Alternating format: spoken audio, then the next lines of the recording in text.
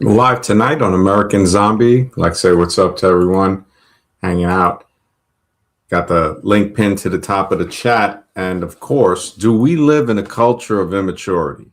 When I think about that, the question kind of answers itself. But I figured I'd put it up as the title thumbnail to, or the title of the video, basically to see if anybody had any good comments on that. Do we live in a cult of immaturity? I mean, when we look at the actions of everybody in the media, there is it's like you have to search for a voice of sanity or any type of thing resembling sanity.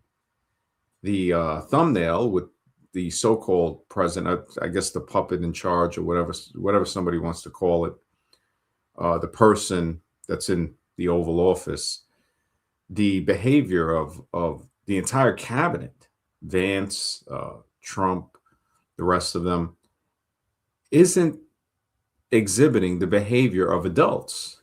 It's like that film from the Twilight Zone called "It's a Wonderful Life." Now, "It's a Wonderful Life" was a Twilight Zone episode where the child had basically powers beyond belief. You could do anything, basically. You could just think of it and it happens.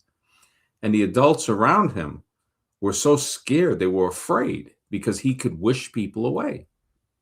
And a lady that came into town didn't realize, what had happened. I think she stumbled upon their place and noticed everybody was paranoid, but didn't really take note of it. And then she started to observe and see what was going on.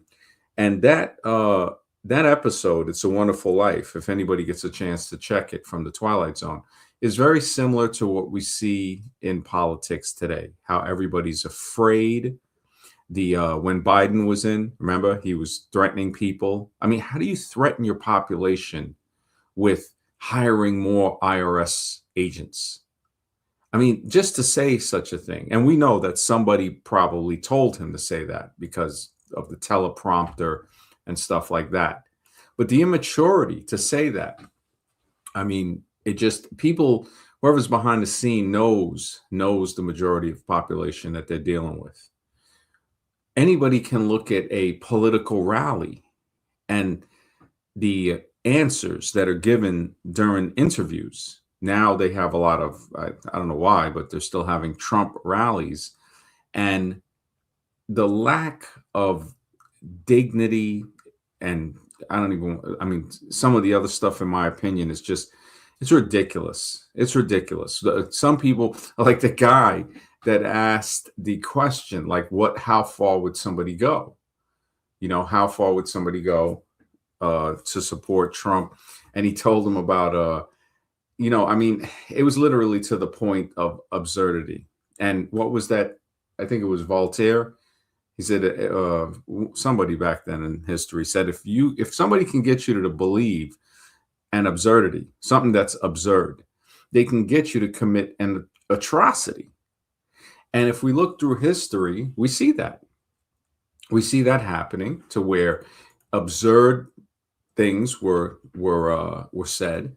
I mean, just ridiculous. You'd be like, you got it. Like, look at, all right, we can take, for instance, recently, the WMDs in Iraq. Now, I'm not saying any of those countries are innocent, whatever, but to say something that they never found there, which is absurd. It's not totally absurd, because it did it in a way where you say, most people were letting the government play their emotions like a fiddle. And the thing was, okay, they went in there, destroyed the country, basically, in my opinion, but didn't find any weapons of mass destruction. Now, all of the people that went in there to commit those atrocities, everything, was forgotten. They didn't realize that they believed in an absurd claim that makes them go in there and do that. Hit the Panic, what's up? He said, Trump's mother said he was stupid and God forbid he goes into politics. Wow. That is crazy, man. Divine Hazel, good to see you always. May we all rise to love and be the love we are. Great quote. That is great. Thank you. Yeah, you know, when you look at the behavior, yeah, he's playing a puppet actor mafia boss, yeah. And Vance, I mean, the funniest thing when I look at the political cabinet of any regime, it looks to me like those people are kind of just, it's like they're on stage and the curtain behind them is shaking and they're trying to keep their lines. They're trying to remember their lines. I've seen it with Biden, with Obama. I mean, Bush Jr., he was so blatantly not caring, he would forget the lines. He would say stuff where you would look at it. I couldn't believe some of the stuff he would say, and nobody said anything. I think it had gotten to a point to where they were measuring how apathetic the population was. And then after the tower incident, they already knew that, look, everybody's too busy consuming. And it was amazing how that came out right around the time when the cable modem internet went private, because I think it was businesses before that. So once the cable modem hit the home market, people were getting very, very addicted to online behavior. Like we see like how the World of Warcraft game had people not leaving their places for a while. I mean, wives created websites, wives against Warcraft. People that actually lost marriages because they didn't want to stop playing a video game, man. I mean, think about that. Think about how much of an escape, Yeah, Vance, constant. Yeah, this guy is pure prune. Yeah, definitely rolling with the prune. He just, it's crazy. It's really crazy. But the immature, like if we look up immature, if we just look at it and we say, okay, it often means childish, but honestly, it's not really a good way to put it, because there are many children that people can point out today. And this is embarrassing, but it's true. They can find many children today that are more mature than the president and the vice president combined. Anybody can see that. But for some reason, not many are saying it. And that's where the cause needs to be looked for. So, okay, what's the cause of this? How do you have a population of so much people that aren't thinking for themselves, that basically immature, not fully developed, emotionally childish, behaving juvenile, overly reactive? And we do see that, the overreactive, like the picture I put on the thumbnail to show, look, I don't think, when you look back, you see which president plays the part best. I don't think there is a picture of Obama, like how you got Trump with all these crazy facial expressions. I don't really see that many with Obama. I also don't see that many with Bush Jr. before Obama. Biden is already by some considered just, like I don't know, that guy's just walking around straight weekend at Bernie's. So he's kind of expressionless. We do have some where he looks a little angry. I mean, I think I had some here. I don't know if I still have it uploaded. Yeah, where the cult of immaturity. When you look at the faces on these guys, I mean, if you had one word to say, okay, I'm going to describe these faces with one word together, I mean, the only word I could think of is guilty. I mean, you just look at this and you say, wait a minute, it is a cult of immaturity, it seems to be. Yeah, but it's straight corpse max, straight. I couldn't believe it. I couldn't believe the fact that people were actually thinking this was the president, the person running the country, basically escorting him like to the podium. Like, I mean, it was literally a shock. I read a saying today, and it was by Mark Twain. It was, if the vote would change anything, they wouldn't let us vote, basically, if voting could change something. So basically, voting is a pacifier. It's giving a pacifier to a crying baby. And that's what we see. On both sides, if you analyze political followers, they're like crying babies. It's just, that's the level of immaturity voters are at, the majority of them. The ones who know the deal, like I think there's some top level politicians and stuff that know what's going on, and they play the game. They're sort of like, yeah, go ahead, vote. Vote. Hey, you got to vote. So there's a few, I'd say 10% of the gatekeepers that check to see, okay, how many pacifiers do we need, and how many people still need pacifiers, because there's a lot of people that don't vote. And out of the ones who don't vote, there's a percentage of those who know that voting isn't going to put the person you want to put in there. And even if it did, when you look at it realistically, it's like, you can't even talk to the person. This is the level of like slavery it is, basically. It's like, what, you can't even speak. There's no way to get in touch with the president to sit down and talk. If people got honest with the level of nobodies that the government considers them to be, it would get almost depressing. It gets almost depressing, man. You start to think like, man, we're in a situation that is nothing reminiscent of anything of what a constitution or anything might say. It is a cult of immaturity. It seems to be, in my opinion, and that's why I labeled it, do we live in a cult of immaturity? Yeah, both sides, yeah, they go up. It's, again, the two sides, the right and the left, those are the two wings of the same asylum. So where do you want to go? You walk in the middle. You want to go to the left wing of the asylum or the right wing of the asylum? And it's like right in the middle is the Oval Office. It's like literally, it's shocking. Lack of responsibility. That's another attribute of being immature. Failing to be independent, right? Or self-sufficient, or taking responsibility for your actions.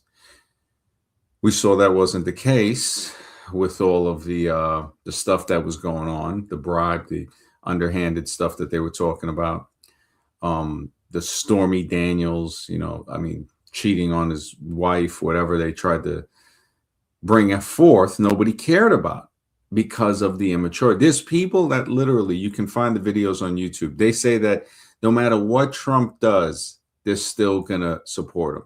Anything.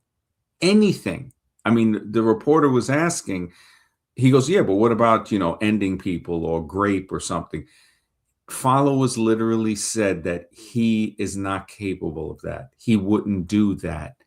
That doesn't sound like something he would do. Never answering the question. A few actually did by saying yes. They said, yeah, they'll still support him no matter what. No matter what. That's a frightening reality. If anybody is to look, at some of the the different strip clubs, man. It's like thinking a politician cares. It's like thinking a guy going to a strip club and thinking the stripper really likes him while he's throwing dollar bills or whatever. And that's what you have supporters. Supporters are like, yeah, this time, some of the ignorant statements that was on the video was, people had T-shirts that was saying something about crying since 2020 about the election. And the guy said, well, wait a minute, the Democrats won in 2020. So who would really be crying, in 2020 till now? That wouldn't be the liberal or the Democrat, because they were in office. And the guy got quiet. You started to see people getting checked mentally on interviews.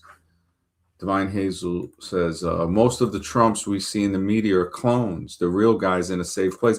It's possible. It's very possible. I do hear certain theories about that. In my opinion, I mean, there's something behind the scenes that I don't think we really know is happening. But I mean, with the cloning in the open of Dolly the sheep and stuff, what, in the 90s, and then imagine that was over 25 years ago.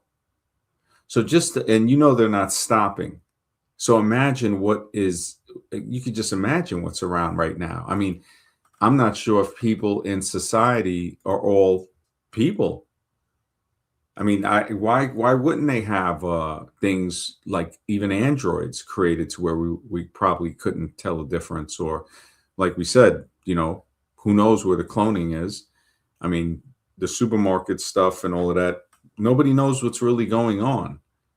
And the more thing that makes me more aware is that people don't care. The majority of people don't care. It's like even finding other survivors in the zombie apocalypse it's becoming less and less and less to say, okay, who is still aware?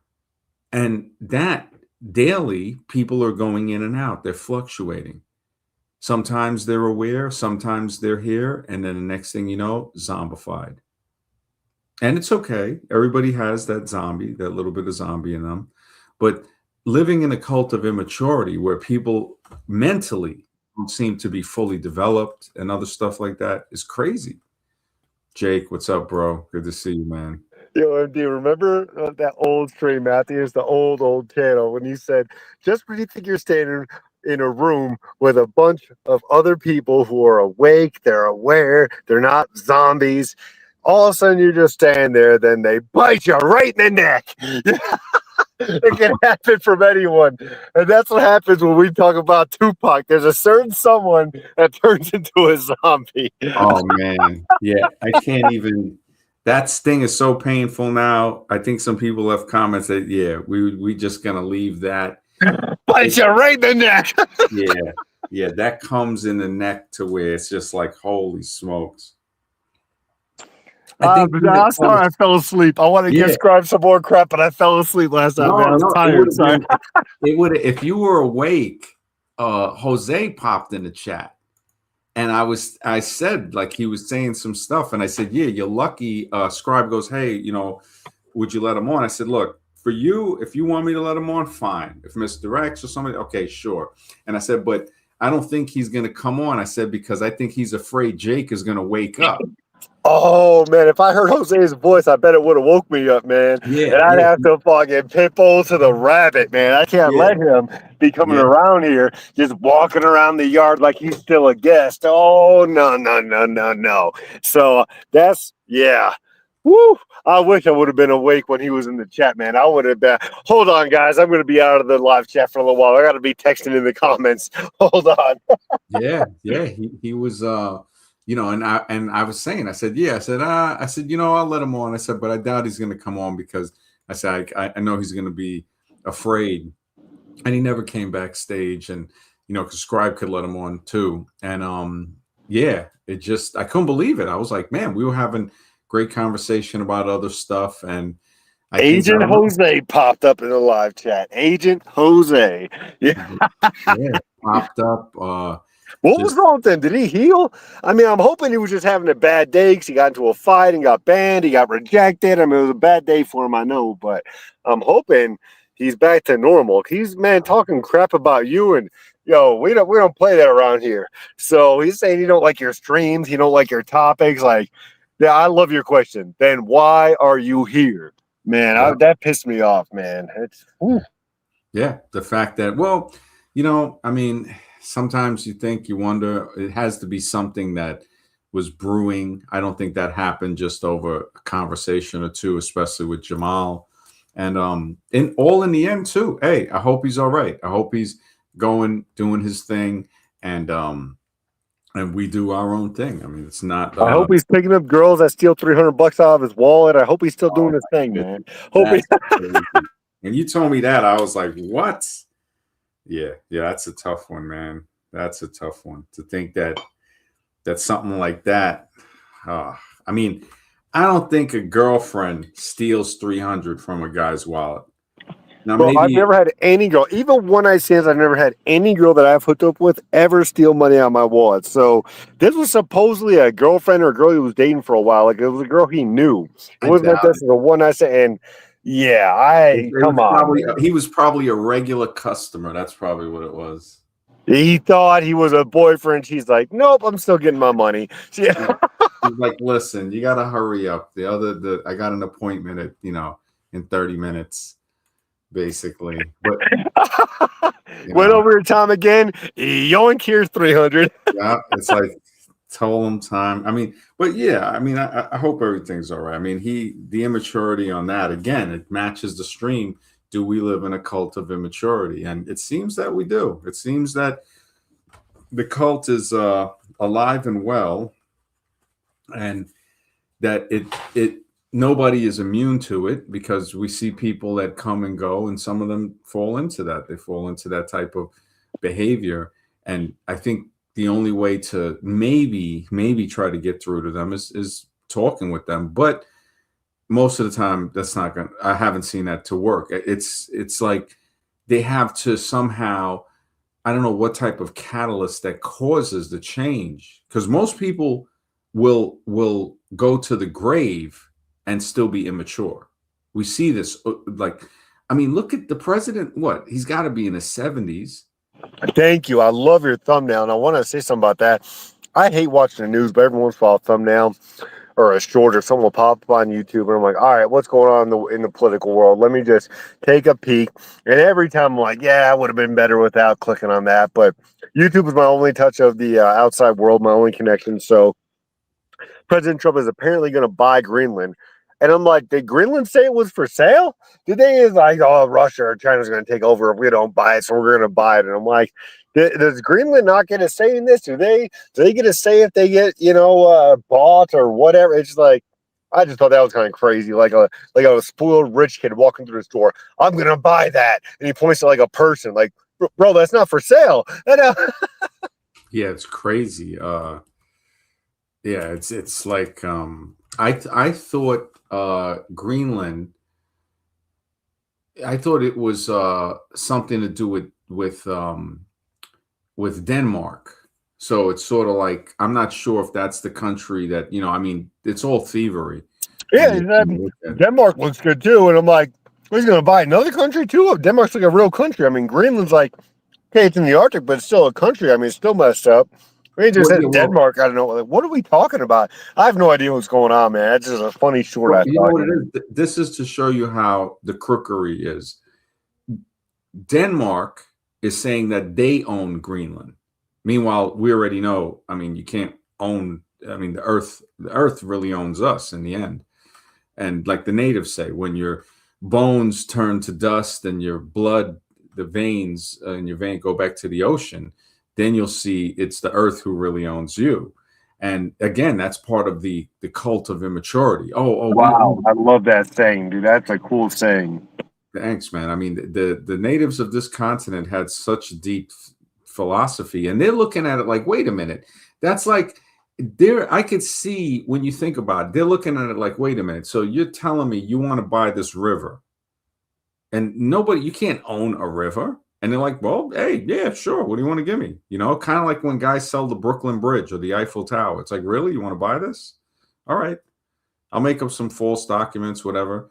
But they didn't realize that they were dealing with, some psychomaniacs. And again, it just, when I look at the Denmark thing and I'm saying, okay, so let's just say, right, that they're talking, 700 billion, whatever. Now that money comes from the taxpayers, but yet none of us, if we even want to go to, let's just say they bought it, right, and they developed it, they put a city there, and people say, well, I want to fly there. You got to pay to fly there. You got to pay to stay there. Meanwhile, your tax dollars is what allows this entity called government to purchase it. But you don't have any, like, they just take them. It's like a good lesson to see just how your money is being just taken from you. Jailhouse Max, you're right. Good to see you, man. It's just straight Truman Show, straight up Truman Show. Absolutely. Mark, good to see you, man.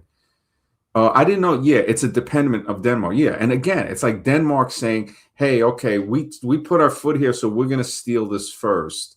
And when you look at like Alaska and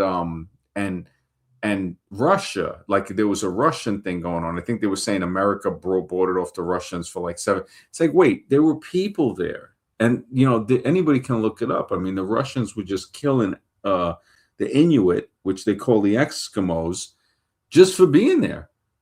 Just for being there. Azroom, good to see you, man. Gaia, good to see you. Capitalism has always been some element of force involved, so the escalation doesn't surprise me. See, this is the thing about capitalism, right?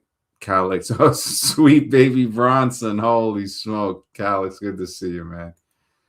I mean, capitalism, when a friend of mine was telling me something about that years ago, and I said, really? I said, so you're telling me America's a capitalist country, right?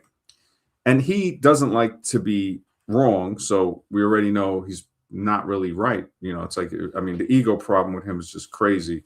So I'm telling him, and I said, it's capitalism, right? I said, so you're telling me we live in capitalism.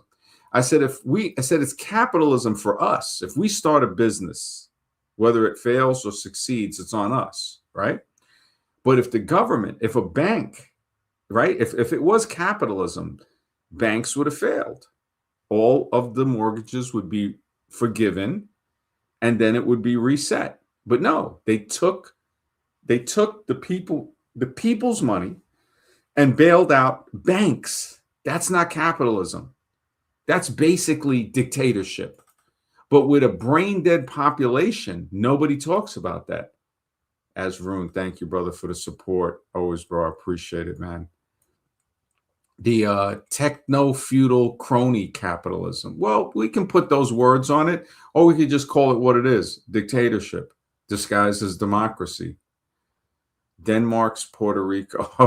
Oh, you are brutal. You are brutal, man. Yeah, it just and that's the thing too. For the fact that the population is so mentally just not there, that nobody is thinking of, wait a minute, what are you talking about buying Greenland? Like what, you can just open up everybody's pocketbook and just purchase something that, again, if whatever they're paying, they're stealing money off the top of that. They're saying, all right, look, we'll say 700 billion. We're going to give you 680 and keep 20 billion. Just the fact that they can take money that taxpayer, it's like buying Greenland, right? But not fixing things in the country. Where's that conversation? Of course, it's not there, because they already know how mentally dead the population is. That people don't even know how to formulate the right question, because there are certain questions that we have been subliminally programmed never to ask. Never to ask. And this can be popped up in many different things, like with the capitalism thing, right? Nobody questions that America is not capitalist. But if you really look at it, you start to say, well, wait a second. If it was capitalist, you couldn't have bailed the banks out. You would have had to let them fail, because that's what capitalism is. But obviously, it's not that. And that's the really messed up thing, to say, wait a minute, it's not capitalism. So now you start to the dooming music, and it just, you start to wonder. Giles Maxa says he's using taxpayer money. He also added an additional 500 billion to the military budget. Holy smokes, man. Holy smokes. That is crazy, man. That is crazy. The fact that so adding money to the budget, and I heard that he reduced money for certain things, like the EPA. I think reduced funding. Let me check it. So they say, yes, Donald Trump administration has significantly reduced fundings and cut programs for the Environmental Protection Agency. So it's budget slashes. So when I think about this, it's saying, wait a second. So the stuff of checking certain things, the money, they stop the money right there. It's like, what the heck is going on? Targeted environmental justice, eliminated EPA's environmental justice programs, abandoning efforts to help communities affected by pollution. The grants stopped or attempted to reclaim billions in clean energy and environmental justice grants, among other things too. This is, and nobody cares. No, everybody's like, hey, well, they'll complain, like, okay, and they should say, wait a minute, what is he doing putting money, $500 billion? That's $500 billion. So the Pentagon just got audited not too long ago for $3 trillion, I think. Nothing happened. $3 trillion missing. But now he's going to give them $500 billion more, of course, of people's hard-earned money. I mean, when people need things too, it's just like, you got to be kidding me, man. You have to literally, I mean, this is to a point to where it's almost incomprehensible. When you think about the tyranny, it's like you wake up and smell the control of what's going on. It just, the childish, immature. I mean, the fact that JD Vance came out, I mean, these guys are a circus. It's a carnival. Oh, well, they did it. Oh, well, no, they did it. I mean, the fact that I don't see any adults talking about this stuff, like saying, do you see these people bickering like children?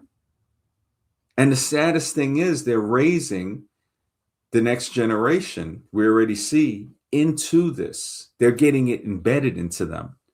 Imagine in 10 years, a person that's 10 years old today, in 10 years, that person is probably going to be chipped up.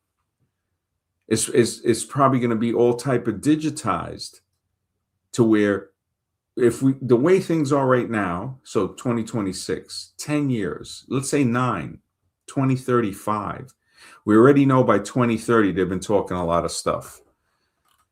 If they're saying stuff for 2030, then it's been here 20 years ago, then it's already here.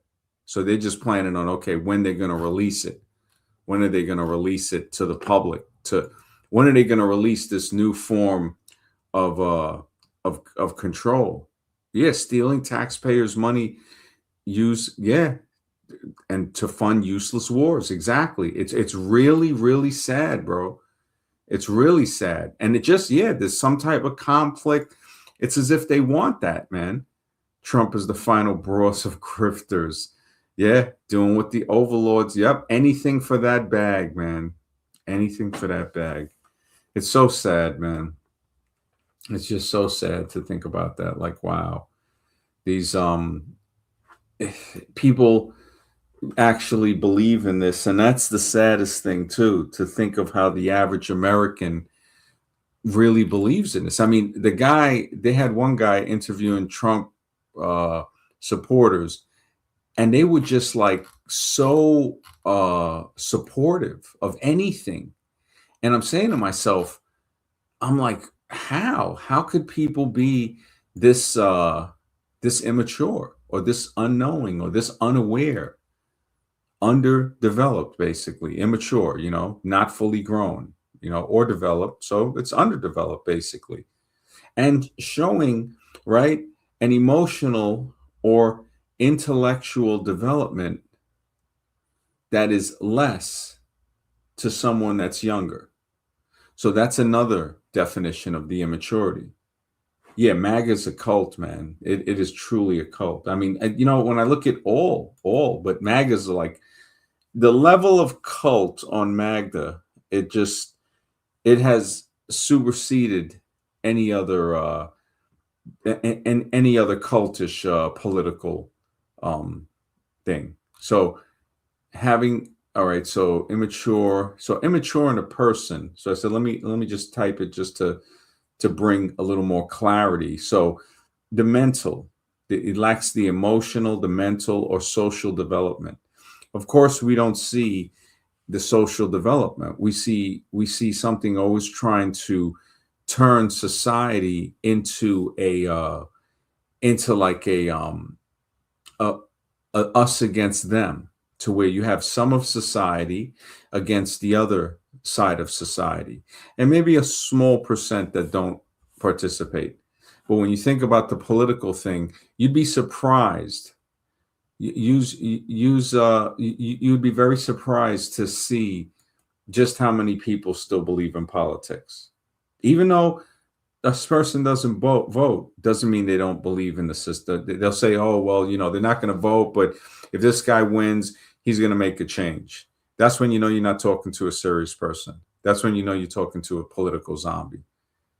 And we see this about in many other parts of the zombie spectrum. You try to talk to somebody about the magic potion, forget it. They're ready to say, you know what, you should be turned in. And there's a lot of people that have said that. You should be turned in if you don't want to take the magic potion. That shows me that nothing has changed. When they try to act and give us this whole thing about World War II and everything like that, and I realized, no. Nothing has changed since World War II. Is everything that they were doing there is here now. It's here. You basically, it just got transferred.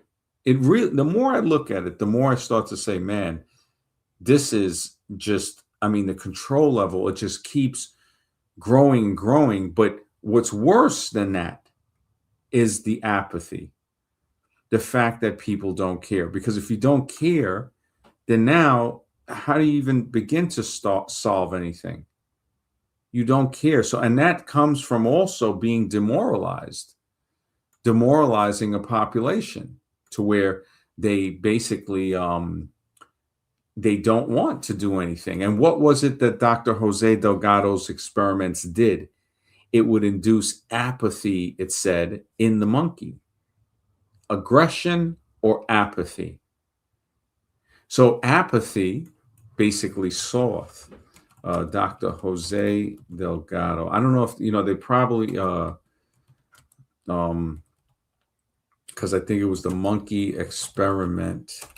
Hopefully it's still okay. Yeah, Dr. Ho. Okay, what was Dr. Jose Delgado's monkey experiment? So basically implanting electrodes into their brains. This is brutal. Using a remote control device, right? So now they're sending the remote control to the stimoceiver. So basically it's like a combination word of stimulation receiver. The stimoceiver to electrically stimulate specific areas, allowing him to control behaviors like aggression, passivity, and even complex sequences, essentially playing them like electronic toys to study the neural basis of emotions and actions, leading to ethical debates about mind control, but also laying groundwork for modern neuromodulation. So neuromodulation, look at that word, modern. That's mind control, basically. Modern neuromodulation. The way they twist this, man, to make it seem, it's crazy, man. David Smith. Wow. Good to see you, man. Always a pleasure, David. Always, man. Oh, man. It's been a while. Yeah, man. It really, this is something, man. Jake's back. Jake, what's up, bro? Yeah, I know if, sorry, man. I had a phone call. I had to grab the phone and talk to a customer I'm working for tomorrow. So sorry about that. Had to help them find some stuff on at Home Depot, so I just had to jump online and tell them what to grab for tomorrow. Doing a bunch of handyman work around their house tomorrow. So missed a little bit, man. Sorry, we were talking about Trump. I think you can buy countries and people and things like that. Yeah, it's crazy, man. We went on to the Dr. Jose Delgado's experiments. Jailhouse Maxer, brother, thank you for the support, bro. Jailhouse Maxer says science in America is a cult. It's based on authoritarianism. They tell you to trust the science, but they allow people to pollute. But they allow all this pollution to be in the food. Yeah, poisonous pollution. The fact that anybody can look at studies, and this is in our opinion, but if you look at the studies, you'll see that it does say that there are things that are extremely detrimental. Matter of fact, that's why things have to be tested, but then they have recalls. So when things are tested and they're recalled, it's like, well, what does that say about the test? Usually, the test is, what's the use of the test? If you have to recall it, it's just showing that the test is inadequate. I think the test is like a scale. Like, how heavy was my wallet when I walked in here? How heavy was the FDA's wallet when they walked out? That, I think, is the test. It could be. It could be, man. Jailhouse Max is right. Science in America is a cult, man. It's based on authoritarianism. Truly, truly. When they were saying trust the science, you don't have to trust science because science speaks for itself. So when they say to trust science, that's like an oxymoron. It's like they're saying, it's like, wait a minute, what do you mean trust the science? What they're really saying is don't use common sense, don't use critical thinking, don't do your own research. I remember when they actually said that. Doing your own research is dangerous. They actually said that on live TV. I couldn't believe it. I mean, I'll watch a clip on YouTube afterwards, but they actually said that on national TV. It's the stuff that the TV and stuff had pushed is just it's almost unbelievable. It's good that people probably have it recorded, man. Mr. X, good to see you, man. Yeah, this should be a good one, bro. I hope so. If you read the nutrition label on a bag of Cheetos, it's loaded with bad stuff. Jailhouse Max is saying about the Cheetos. Cheetos, I think they had a problem not too long ago with flaming hot Cheetos, where it was people were getting here. Let me see. What was the problem? What was the problem with flaming hot Cheetos? Okay, so what was the problem? And it puts it in parentheses. With flaming hot Cheetos involves concerns over their intense spiciness, causing digestive issues like gastritis, stomach pain, and potential ulcerations. Oh my goodness. And then, of course, the food dyes, the controversies around the food dyes, yellow 5, tartrazine, and yellow 6. And they say that they have been linked to hyperactivity, neurobehavioral problems. Oh my goodness. Prompting potential bans in schools and highlighting broader health debates. This is crazy, man. I can't. I mean, this is like, wow. Azvaroon, brother, thank you for the support, bro.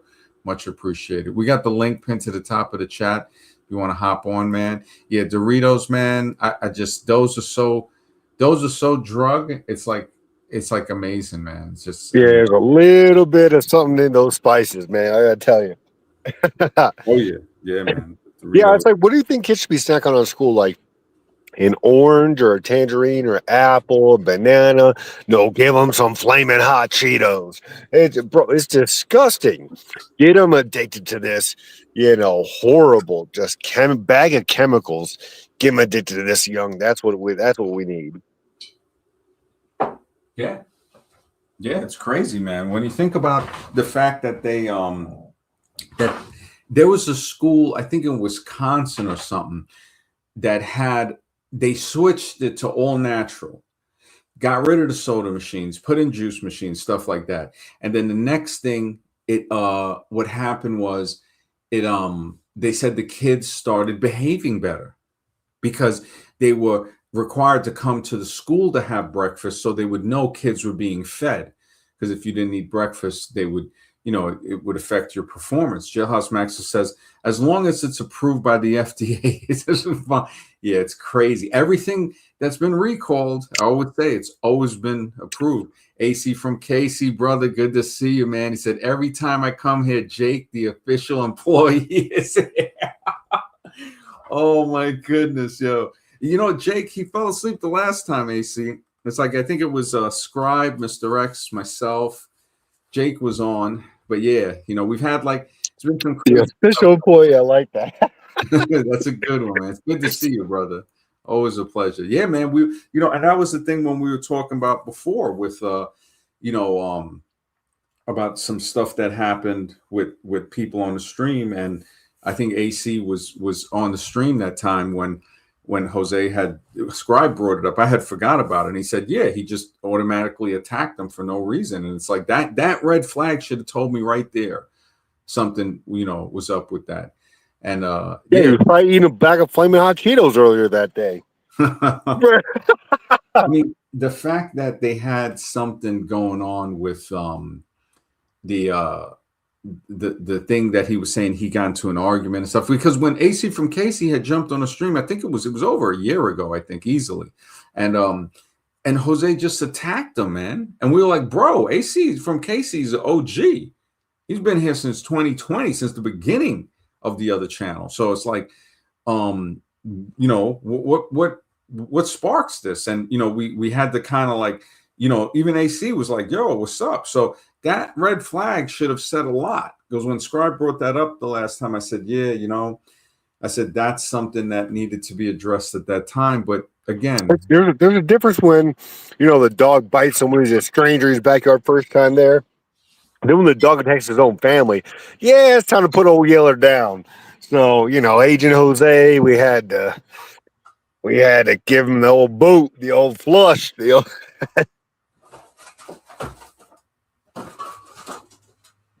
yeah. And I got to tell you that, Jose's a little temper tantrum, man. You can't, like you said, man, that thing must have been brewing for a while. That didn't all come out of nowhere. He remembers exactly on this date, and then he's mad about this, and Scribe said, like, bro, it's kind of weird that you remember something and then call it out like a year later or something like that. Like, it's kind of like a feminine thing to do. Like, who does that? So Jose was having some issues, man, and feel sorry for him, but it's almost like a woman, dude. I hate that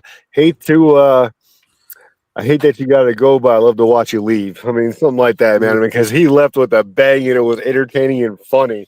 So I love watching him leave, man. Hate to see him go, because all I got to trash. Now I can't trash on him as much, but yeah, I guess, he left with a bang. It was entertaining.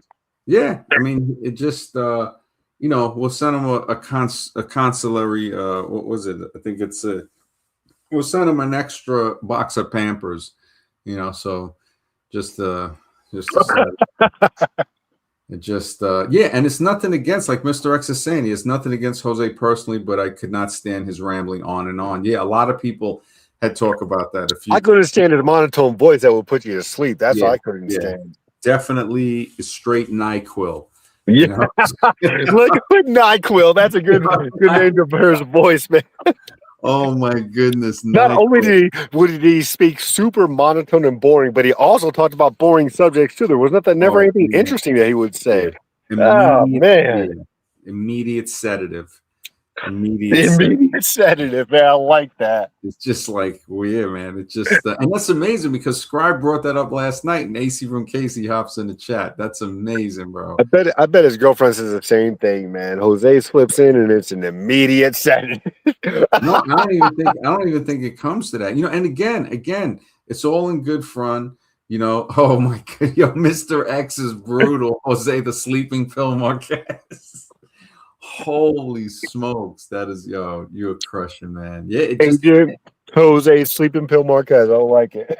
Yeah, and again, it's all in good fun. It's guys just joking around. Most of us were coming on here to were drawn to your stream in the first place because you were roasting the dating roaches, and then Jose was just waiting to see, okay, which one is he not going to roast, and I'll buy their course. He was a sleeper cell the whole time, I think. There was definitely sleeper cell vibes going on, man. I noticed that. I mean, the fact that I think Jamal tore into him hard, and I think it might have wounded him. He was bleeding from the night before, and it just man, you got to make sure in those Pampers, man, that box of Pampers you're going to send me, you got to make sure it includes some Vagisil. What's so funny is that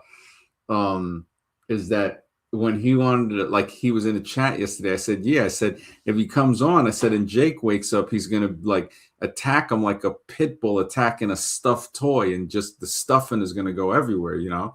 And, you're still out. DC, D4 really sad to see the downfall of Jose. And he hasn't been around for 6 years. It's been more like maybe 2.5 to 3. And yeah, he did crash out for no. I think he did get rejected. And he said that he got into some beef with a guy in the store, and then the lady, and they both had him thrown out the store. So it's like, I'm like, if that happened, well, that's him. Jailhouse Maxer, brother, thank you for the support, bro. Jailhouse Maxer says, also, if they wanted every single person to take the free magic potion for our health, then why don't they make cancer treatment free? Exactly, bro. Why don't they give insulin pens for free? Why don't they give all medicines for certain illnesses should be free? If they really want to help people, if they really wanted every single yeah, exactly. For our health, man, you were so right, bro. Well, that's an amazing point that I never even thought about. That's amazing. Yeah, a few people had, because one guy said, he goes, then why is people paying for pharmaceuticals then? The stuff the imperative stuff that if you don't get, that you could be ended, like diabetes medicines. There's other type of health medicines. And just like Jailhouse Max is saying, cancer treatment needed to be made free.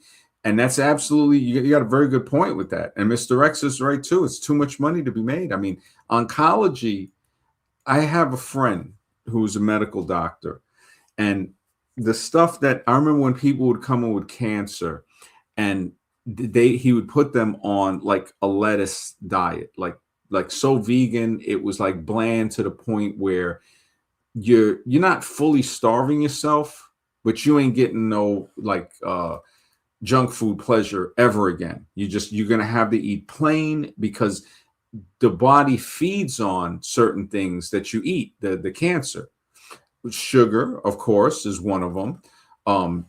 Alcohol is another that it feeds on. This is why he didn't use he didn't even use the alcohol swab when they go to inject you. He would take soap and water and lightly wash the area, dry it with a sterile pad, and then inject, because he said, wow, that's smart. Yeah, he said cancer feeds off, from what this doctor was saying, is that it feeds off of alcohol, sugar. There were certain things, and also, yeah, go ahead.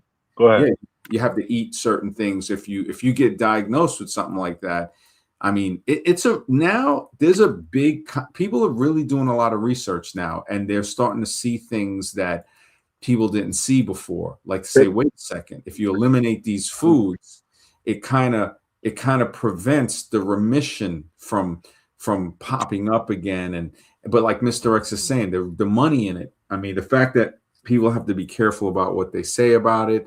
Certain institutes, they have to. I mean, if you're going to an institute, they were saying that. I mean, the money, again, like Jailhouse Max was saying, if they really wanted to help people for our health, it would be free. Cancer treatment would be free, but obviously it's not. Yeah, I was just going to say that the someone in the early 1900s, there was a Nobel Peace Prize given because the guy said cancer can only survive in an acidic environment. It cannot survive in an alkaline environment. And when you eat a lot of vegetables and things like that, like your body gets more alkaline, and like I said, the sugars and alcohol, that's what makes your body more acidic. And then and who was saying it? It was awarded Nobel Peace Prize in the early 1900s. I can't remember exactly who figured it out, but I mean, because of that, he proved it. There's a law from 1939. I got to look it up. That I think it was saying, in my opinion, something to where you're not allowed to come with the cure. Like, if you put the word cure on something, that's the way they catch people. One guy, I think they put him away for like 5 years because wow, I think it was something to do with because he said the word cure. And B17, they were saying, showed some type of promise for fighting certain things. And you can find them, I think it's in apricot seeds. And this guy was concentrating it. So I think it's illegal to have let me see, is B17 illegal? Because that vitamin B17, now get this, vitamin B17, also known as laetrile or amygdalin, is not an actual vitamin, and its sale as a cancer treatment is illegal in the United States and European Union. So why would that be illegal, right? It's like, And why would a vitamin be illegal? That's interesting. yeah, and they're trying to say, oh well, it's unapproved, that ineffective and potentially could be dangerous, and I mean all of this stuff. So they're saying, okay, it's not a vitamin, so it's if it's not a vitamin, so it's a substance. And when they talk about the health risks, it's like, yeah, but when somebody asks them about the health risks of something else, it doesn't exist until somebody gets ended by it. So despite the bans, apricot seeds and these products can still be purchased online in some other countries like Mexico. And the FDA tries to, they say they put warnings out. I mean, when I look at that, it's like, why isn't there more research being done on this? It just, yeah. And then going back to the, I had the other page open with the Cheetos, the flaming hot Cheetos, man. This is like, it's kind of shocking when I look at it. It's kind of shocking when I look at the flaming hot Cheeto stuff there. Yeah, you mean to tell me that yellow dye number whatever and red dye number whatever, those aren't natural? They're not good to eat. They might not be good for your body or your health. And I mean, I was just talking about this with someone else the other day. They are like kind of awakened. And I said, yeah, man, if I ever have to have like a surgery or like a serious medical issue, I'm going to Mexico. I am not staying in America. Overpriced treatments that don't work, man. Like, I'm going to Mexico for sure. Yeah, man. What's up, bro? How's everything? Oh yeah. I mean, like what Jake said was shocking. Like, if something happens, he's going to go to Mexico, and he's not going to get treated in the US. It's so bad, Jake. No, well, you know what it is. I see what Jake is saying. Like me, no. I mean, like, oh yeah. Go ahead, MD. You think it's a bad idea? Huh? No, not bad idea. I mean, like, I thought like America's, since it's the most prosperous country in the world, like, I'm actually like surprised that they've got so many sick people in their country, despite it being the most prosperous country in the world. And when it's Jake also the most obese country in the world, man, because they don't want you healthy. And just like MD read off, it's like illegal to cure things here, man. Mexico is way cheaper, and they actually will do treatments that work. Oh, it is a little shocking that America has horrible healthcare system, but I mean, it's true. Yeah, I mean, I'm shocked actually. I thought at least the healthcare would be decent, but when you said that you'd rather go to Mexico if something serious happens, that is like. Well, you know what it is look at this, Azram. We do have a good medical technology here. The problem is making it available to people. And also another thing is, I think, I had the statistics up, in my opinion, but anybody can look this up. I think it's around 8,000 to 10,000 people a month get ended by prescribed drugs. So the right dosage, everything, just sort of like a misdiagnosis thing. So you're looking at about 100,000 people a year. And this is from stuff that's approved. This is not from stuff that is unapproved or stuff that has been recalled. So the fact that you have that shows some serious stuff is going on. JLS Max says, I might go to India to get a ritual done on me. Oh, man, I don't know. Well, we got the expert here, man. If you want to know, he can answer the questions. Just type it in the chat, brother. You have to be very careful, JLS Maxer, for the ritual. Most of the people here are scamsters. Oh, you'll have to go to you'll have to go to some remote part of the country, like, which is inaccessible to civilization, to get the right rituals done. Most of them are scamsters over here who will just fleece you of your money and send you back empty handed. It's become a big business over here, doing all these pujas and trying to ward off evil effects, trying to ward off planetary effects. It's like a big scam and a racket over here. They'll they'll take your money, they'll do all the rituals, and nothing will happen. To get the right thing done, you'll have to find some kind of ascetic who's like way past 100, who's lived very long and who's in some remote corner of the nation, in some jungle or in some mountain. Wow, that's crazy, man. It's like, yeah, man. It just we were talking about Dr. Jose Delgado earlier and the experiments that he was doing that involved electrodes and monkeys and inducing like like an apathetic uh, like feeling, aggression, passivity, um, and essentially playing. They were saying the neural emotions like an electronic toy, studying what the effects are. So, and they try to call it modern neuromodulation, but it's basically brain control, brain implants. Mhm. MD, I actually, this might sound crazy if I say this. Many of the tablets that we take have terrible side effects. Before they're given to humans, they're tried and tested on animals. So you think, see, animals are also living, breathing creatures. That these animals might have cursed the medicine or something like that out of anger that they're being experimented on, because they also have a collective consciousness like human beings do, and they're also sentinel beings like us. So you think that could be one of the reason why these medicines have side effects, because of the curse of the animals, that there's a spiritual angle over here too? I mean, it's possible that that could add to it, but I think the fact that they're using synthesized and basically experimental stuff to because that's what they're doing with the animals. They're experimenting on them with this stuff. And you could have, I mean, you could have something there about a spiritual aspect to it that could be to where, okay, even if it was something that could help, that there could be some type of karmic curse. Like Yeah. yeah, I hear what you're saying. It's a possibility. It really that's an amazing angle the way you're looking at it. I think that is clearly possible, but there's also the the fact of what they're making these things from. So like Mm. they're taking from, anybody can look it up, from certain, if you look at coal and tar, they say a lot of vitamins are made from that.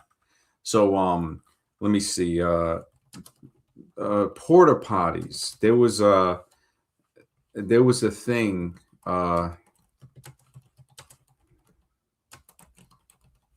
Ways to pharma businesses. So, and this is something that I was looking up.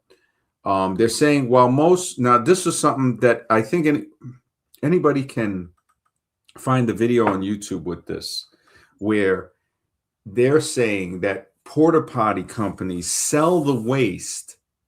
So these companies can get the urine, and they take the urine and I think they boil it down and they get some chemical from it and they use that in pharmaceuticals. So I'm looking it up right now. I should have saved the video. So, okay, this is it. Urokinase. So there is an enzyme. I think it comes from, it's saying Porta John company launched a venture in the 80s called Enzymes of America to extract enzymes like urokinase from the vast amounts of urine collected in their units. So this urine is not separate in the porta potties from feces, I guess. I mean, this is horrible. This is like some beyond horror story stuff. So it's saying that some drugs used today, such as fertility treatments or estrogen supplements, which is derived from pregnant mare urine, which, oh my goodness, this is beyond Frankenstein. Although the human urine from these typically comes from donors and environments, not general purpose porta toilets. So not it's saying, the majority. It usually typically comes from that, but some of it is still probably coming from these I mean, this is crazy. Yeah, horse urine and birth control pills or something like that. Yeah, something. Yeah, it's close. Jailhouse Maxa says, "I swear we could be talking about something simple." And Azarun always goes on some godbreaking first story. Oh man, yeah. Next thing you know, we'll be out there, and yeah, he definitely And, gets. it could be from a separated unit and from donors, or it could be from a construction site. It could be. It could be. Timestamp that when you were saying that's hilarious, MD. Could be. Yeah, and it's just I think about it, and it's saying here standard disposal.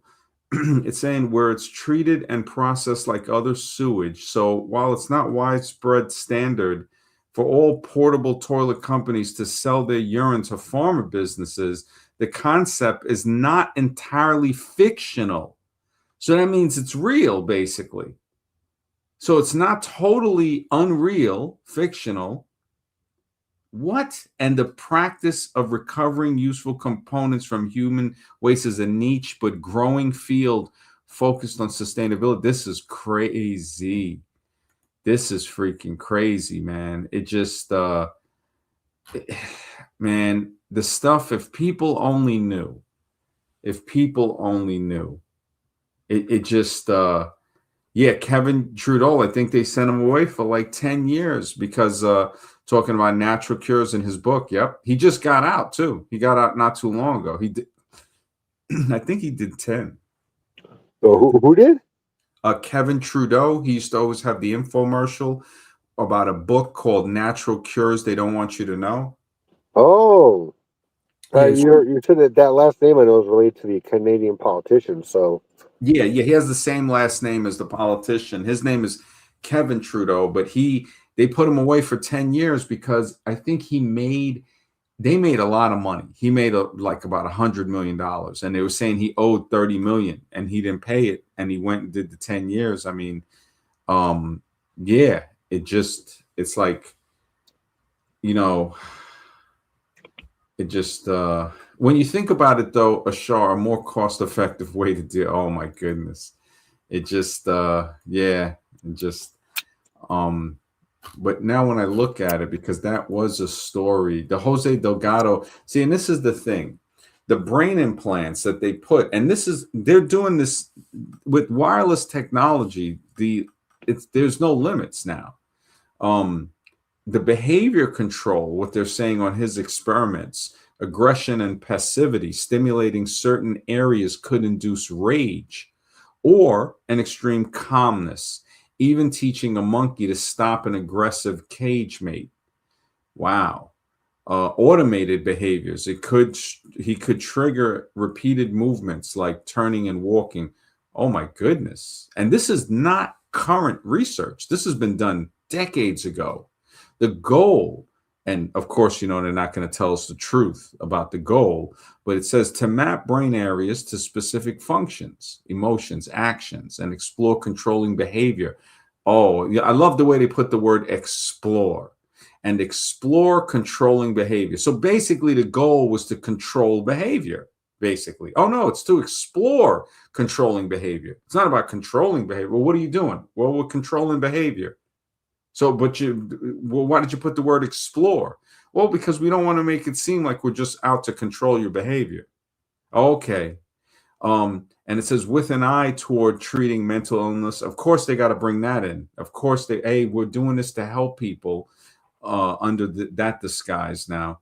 Though his work also raised fears about psycho-civilization and freedom. Of course. But when you're dealing with a zombified population, how much more can, I mean, it's like people just don't care, man. And the famous demonstration was, using the Spanish ring to stop the charging bull. I remember that. They actually have videos of that online on YouTube where Dr. Jose Delgado, if you want to look it up, the videos are in black and white, and it shows him in the ring stopping it with the stimoceiver or the remote control, basically. This is like, and they have the manuscripts, the missing manuscripts. Delgado is referring to the monkey and rat medial forebrain bundle, where an animal will voluntarily hit a lever to electrically stimulate part of the brain. Wow. So these guys are doing Frankenstein and beyond. This is like, and this is real stuff. Anybody can look up and see that there are experiments that were being done. And I wouldn't even see, this is so messed up. It says the electrodes were maintained in the bone with dental cement, as is common practice today in research labs. The skin sutured back around the cement, and wire connectors were attached to the bandages around the horns. This is just like, oh my goodness. Note, excessive salivation. Normally animals now are given atropine, parasympathetic antagonist, to counter this during surgery. I mean, what type of, I mean, this is like some monstrous type of stuff, man. That, I mean, holy smokes, man. It's like, what type of monsters, man? Yeah, I was thinking about it. Thomas Edison, when we were trying to push AC, Tesla was pushing DC. Thomas Edison used to go around. The reason why AC won is because he would go around a little like traveling circus almost, and he would electrocute cows or some type of cattle, and then he would shock it, and it would kind of like move and jump and jolt like it was almost still alive again. And then, if you think that was way back in the 1800s, and of course they're going to keep messing with it from then, from there on out. So yeah, man, I'm sure this research has been going around for a long time, and them electrocuting parts of the body or brain or whatever to see which parts of the brain controls which part of the body, whatever. I'm sure they've known this stuff for a long time. Yeah, I could definitely see that. It's I'm surprised at all the stuff that's popped up with it. And they're talking about, International Center for Artificial Organs and Transplantation has an article. Jose Delgado, a controversial trailblazer in neuromodulation. Again, neuromodulation is mind control, physical mind control, like putting stuff into this is crazy. His first experiments were based around the social interaction of 4 monkeys where 2 had implanted needle electrodes. Oh my goodness. I mean, I don't even know how, and it says that the monkeys from hierarchical societies, if rage and aggression were evoked in a monkey at the bottom of the social scale, no threats. Wow, this is the New York Times. Oh my goodness. Psycho-civilization and its discontent. So this is another one that deals with using electrostimulation in a group of gibbon apes. Delgado succeeded in dismantling the usual power structure within the group. Wow.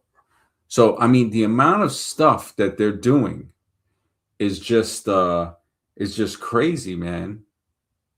Wow. This guy, oh wow, yeah, they electrocuted elephants too, man.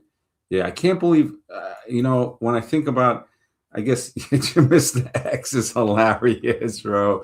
Troll alert. Yeah, man. You know what's up, bro. You already know. It's so sad that, somebody, we try to wish them well, but hey, sometimes when you flush the turd, sometimes you got to flush twice for the turd to go all the way down. It just, I don't know what's wrong. It's funny because when I hear stuff, and Jake, the troll is in the chat. I just looked, man. I knew what it meant. I just looked at it. Yep. Thank you, Mr. X. Yeah, it's sort of like, I look at that and it's like it's just really sad, bro. It's just really sad to just see that Yeah, we got to float. You know, Mr. X. we We got to got a float it. floater. That's good. We got to flush, man. I mean, it just. Isn't it funny when someone says they don't like anything about, a certain stream or any of the topics or anything, but they're always tuning in? Isn't that weird? Isn't that interesting? I mean, how much of, a horrible, pathetic life does somebody got to have to say they don't like someone, but they're always there? Like, Yeah. what's going on, man? Yeah, it just, you know what it is, man. He's hurt. You know, the guy, he doesn't get any play from women. He's got to harass them. So, I mean, living that type of lifestyle, it's affecting his psyche. Being a loser at the casino, getting dissed to his face by old people in the store. It's funny that older guy, and the lady. And then he tries to come at the only people that probably would have cared about him. He tried to come and diss, but he didn't realize that a person's only going to take so much, especially when they give a lot to somebody. Oh, his brothers, man. Why is he coming at us? But hey, man, you're taking the wrong people. That's for sure. It's okay, man. It's like, hopefully he heals. I mean, I doubt it, but it just you start to see the jealousy, and we see, you and I know that this is not going to develop over even a couple of days or even a month or whatever. This is something that was deep down inside. This is something that, like, it got some really crazy koala vibes. And the fact that it shows up on a stream that's titled, "Do we live in a cult of immaturity?" And then this pops up, it says everything. It's sort of like he's drawn to the subject. And if, hey, if we want to talk about immaturity, we got the perfect example, and it's funny that it's like, you're not coming at me, right? So you're saying I'm the one. What are you here for? Again, why are you even in the chat? Why are you even thinking about us? We're talking about, do we live in a cult of immaturity? And you're proving that statement to be true. A person, a male, I won't say a man, because you're definitely not a man. You're a male that's in his 30s that is trolling some guys who treated you well because you're angry with yourself. You don't like the person you see when you look in the mirror. Now, that's something that you have to resolve. Everybody here wish you well, say, hey, go on your way, do your thing. But for some reason, that guy cut deep, because that's the truth. It is, it's like we just need a stronger grade of toilet paper to wipe this dingleberry named Marquez off and flush him. It basically, Jose Dingleberry, that's basically what it is. And he just, I would have let him on last night with Scribe, because Scribe, and I told Mr. X and Scribe, I said, look, if you guys just on the strength, even you, Jake, as Room too, it's like, if you guys are like, look, man, let him on so I could talk to him, fine. If it was up to me, he knows I ain't doing that. He doesn't need any more attention. He seems like, very feminine. He wants more attention, man. I wouldn't let him on, especially, dude, if he ain't in the chat saying, hey, man, I'm sorry. I was going through a rough time, man. I apologize. Nope, he comes on trolling. There ain't no reason to let him on. I think it's from a Motley Crue album. And I forgot to mention to him last time, it's basically letting him know, Jose, don't go away mad. Just go away. So that's basically what it is. Don't go away mad. Just go away. Oh, I like that. Yeah, and it lets him know. And I know it was because a lot of people that they probably knew, were trolling them. And then when they made it big, they try to, and they're like, look, we already know the deal with you. We already know the deal with it. It just, we live in a cult of immaturity. We see it surface. We see it surface with stuff like this. And the best we can do is use it as an example to protect ourselves against whenever it rears its head, to say, oh, okay, we know what that is. And I guess anything we say about immaturity is, he's going to take it personally because he's immature. And it's not about him. It's not about anybody specifically. It's about showing how it's a cult of immaturity. When you have both sides of the political party that are acting in an extremely immature way. We see that's going to trickle down. That's going to spread. Matter of fact, they're not going to be in that position if you didn't have a massive population of ignorant and immature people as well. And nobody's immune to this. We see it even in our own circle. The fact that I'm okay if the stream has to go in that direction and roast, then fine. Then that's what it is. If he wants that, great. It's like, it's as if we have somebody patrolling, to where, if we say anything, you guys are still saying stuff. It's not about you. The world is not about you, man. That we try to wish you well and you're still lingering around. It's like, I don't even know at this point. It's like, it's not even, it's actually pathetic at this point. It really is. Azrun, did you have anything, or it was just...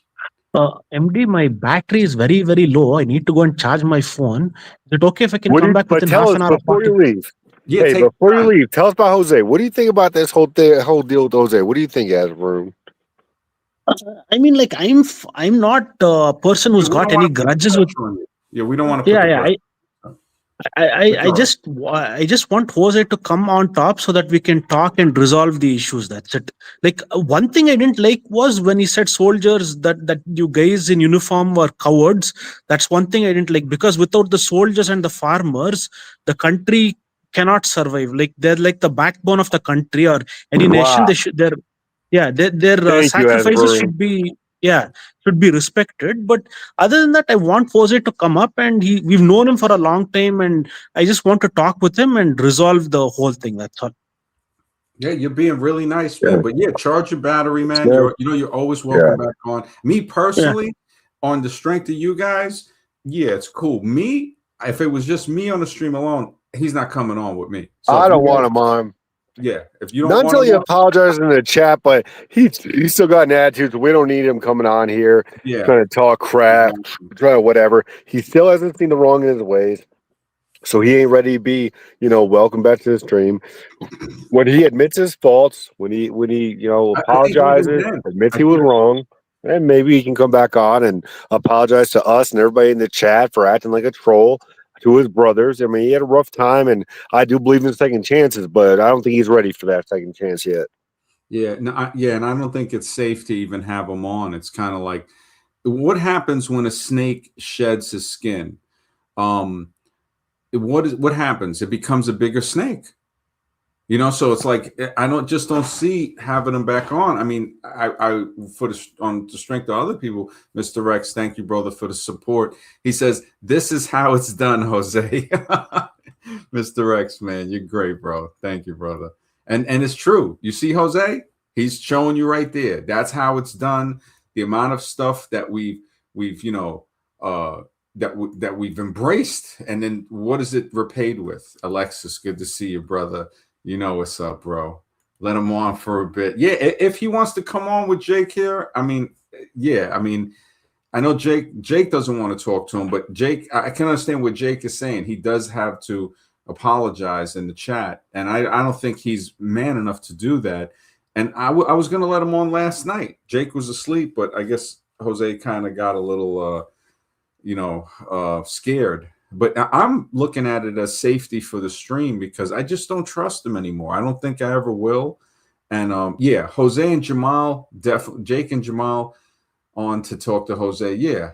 And Black Circle, I agree with you. Jose is a clown. He's done. Yeah, it just matter of fact, it just I don't need to. If he wants to come up here, wants to take off his back and take his lashings.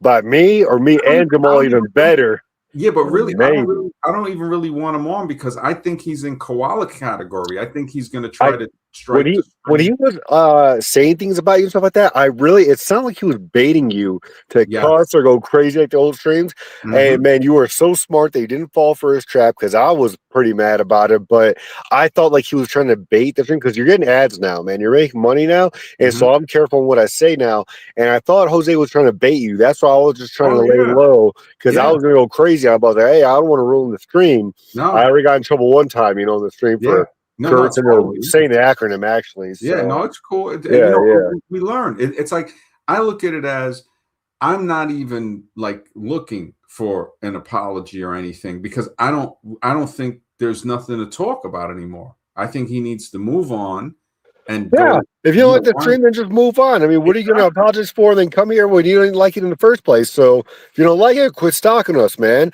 There's plenty of other streams. Apparently, you like other streams better than this one. I think this is the best stream on YouTube. But if you think there's some more better, then go hang out over there, man. I don't know what you're stalking us for. Yeah, and another thing too is, like, if I go on anybody's stream and they tell me that, like, they don't want me to come on the stream, and maybe it's not for even something that I said. Maybe they just, we listen to your stream, we don't really like, we're not about that. Okay, cool. And that's it. I ain't going back there in the chat saying stuff to them when they don't want me to come on the stream.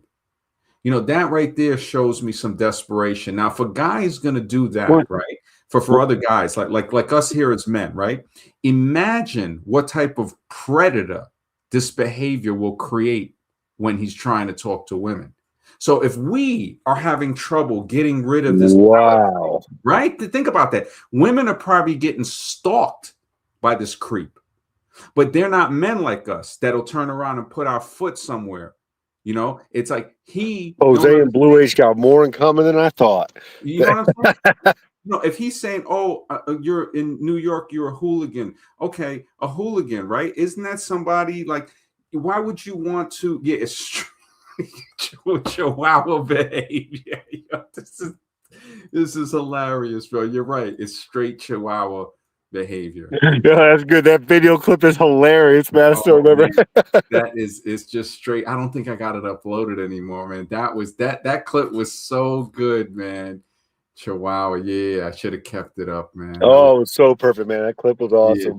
Yeah, that clip, yeah, and it's funny because it's sort of like, for somebody to say he'll apologize if I apologize, I don't want you to apologize. I don't need you to apologize. I just, like I said, don't go away mad. Just go away. Just go away, man.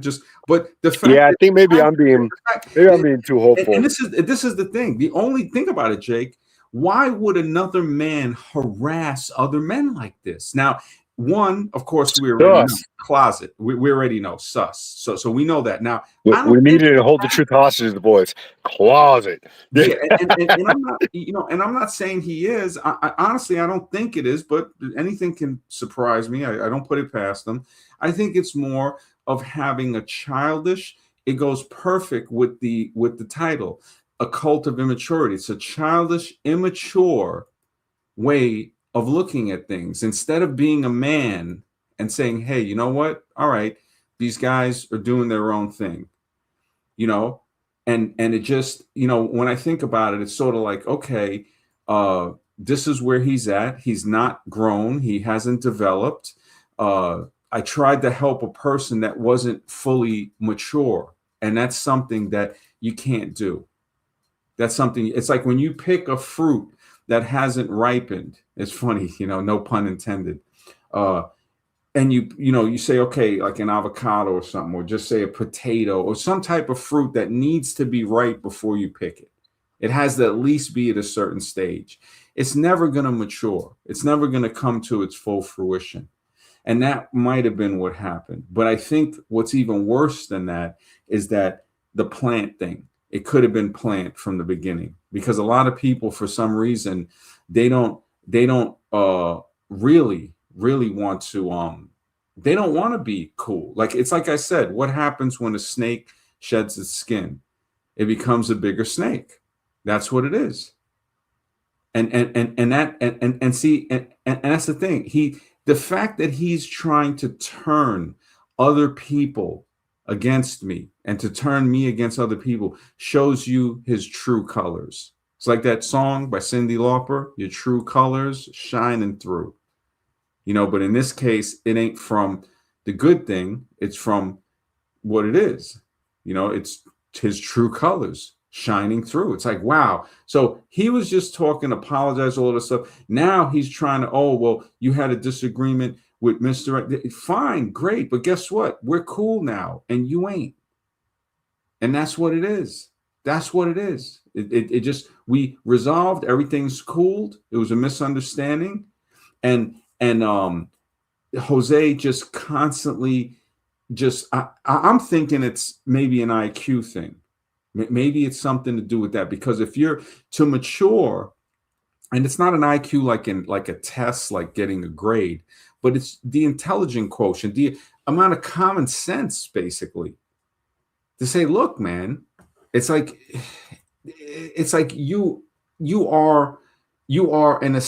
like, if they had a picture for immaturity, you look it up and he would pop up. And this is the funny thing. He wants to say low self-esteem. Why are you here then, Jose? If it's for everything he says, it just falls back on him. It's like, if he thinks this is for low self-esteem, why are you here, Jose? Why? Is it because you have low self-esteem? And coming on here saying somebody else has that, that's not a very cordial thing to do, man.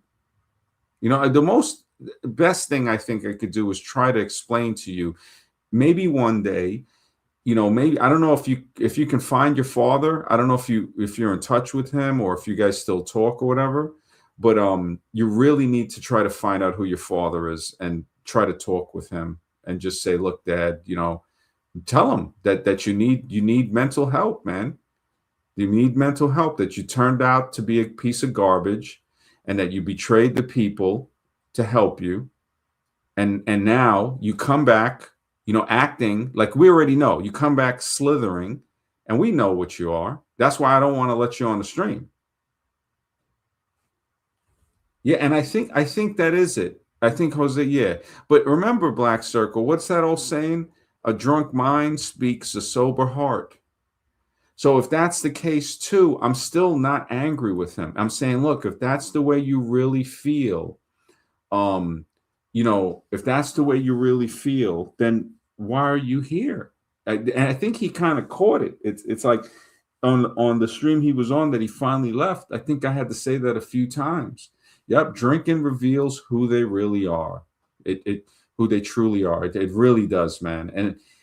And I wonder, because at first, and Mr. X is very forgiving. He's like, hey, you let him on, or, and even Alexis, hey, we'll talk about it. And now all of a sudden the true colors start coming out. And that's why I'm a little, I'm a little skeptical about letting him on. It's to say, who knows? He might say something to where, if I have to clip the stream, then, if you clip the stream or you alter it in any way, the chat won't show anymore. So that's YouTube. It's been known for a long time. It does that. It just, it's like, I mean, and he's such, this is the sneaky, it's like a type of cockroach behavior, man. It's like, just, the levels, he wants me to roast. He wants me to roast. And it's all right. I don't need to roast him for this. When the time comes to roast, I will roast. Because he's trying to attack any little thing. I guarantee you, when you weren't here, super chats were coming in, Jose. All right. So if you're trying to attack people that are donating to the stream when you never did, and the one time you did, to say I was pathetic? Great. Hey, thanks for the support. That's it. Mickey Mouse Club. Now it's time to say goodbye. That's it. Turn in your Mickey Mouse hat, whatever, keep it, go home. But don't live up to the stereotype of the title, Do We Live in a Cult of Immaturity? Because that's what you're doing.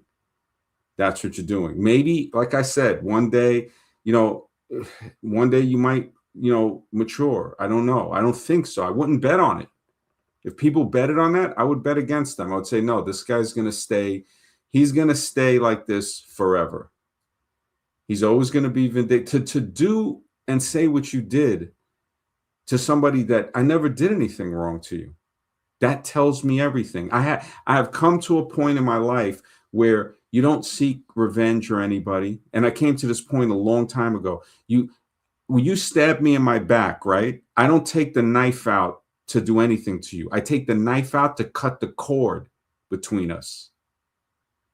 You know, it just, the cult of immaturity. See, this is to show you again, and Jake, if you're there, if you're awake, you think the cult of immaturity is taking a shot at you, right? Meanwhile, whose picture do you see on the thumbnail? It's Trump with the world. I'm like, it just, yeah. And thank you, Alexis. Thank you. He's admitting he's a plant. He's totally, I mean, thank you, man. It just, it's draining, you know, because and I was only, honestly, I came on early, like I was going to come on at 8:30, but you know, I was rushing and I said, you know what, let me put it to 9. At first it was 8:45. Then I said, all right, I'm going to have to put it for 9 because I wanted to make something to eat before I started to stream. And because I was saying, okay, let me do a half an hour or something, and then I'll start editing, because I was editing a while ago. And then I said, you know what, let me just, you know, start the stream. I figure I'd do a little bit and then edit. I mean, I probably won't get to edit too much more after the stream tonight. Probably just rest and get ready for tomorrow.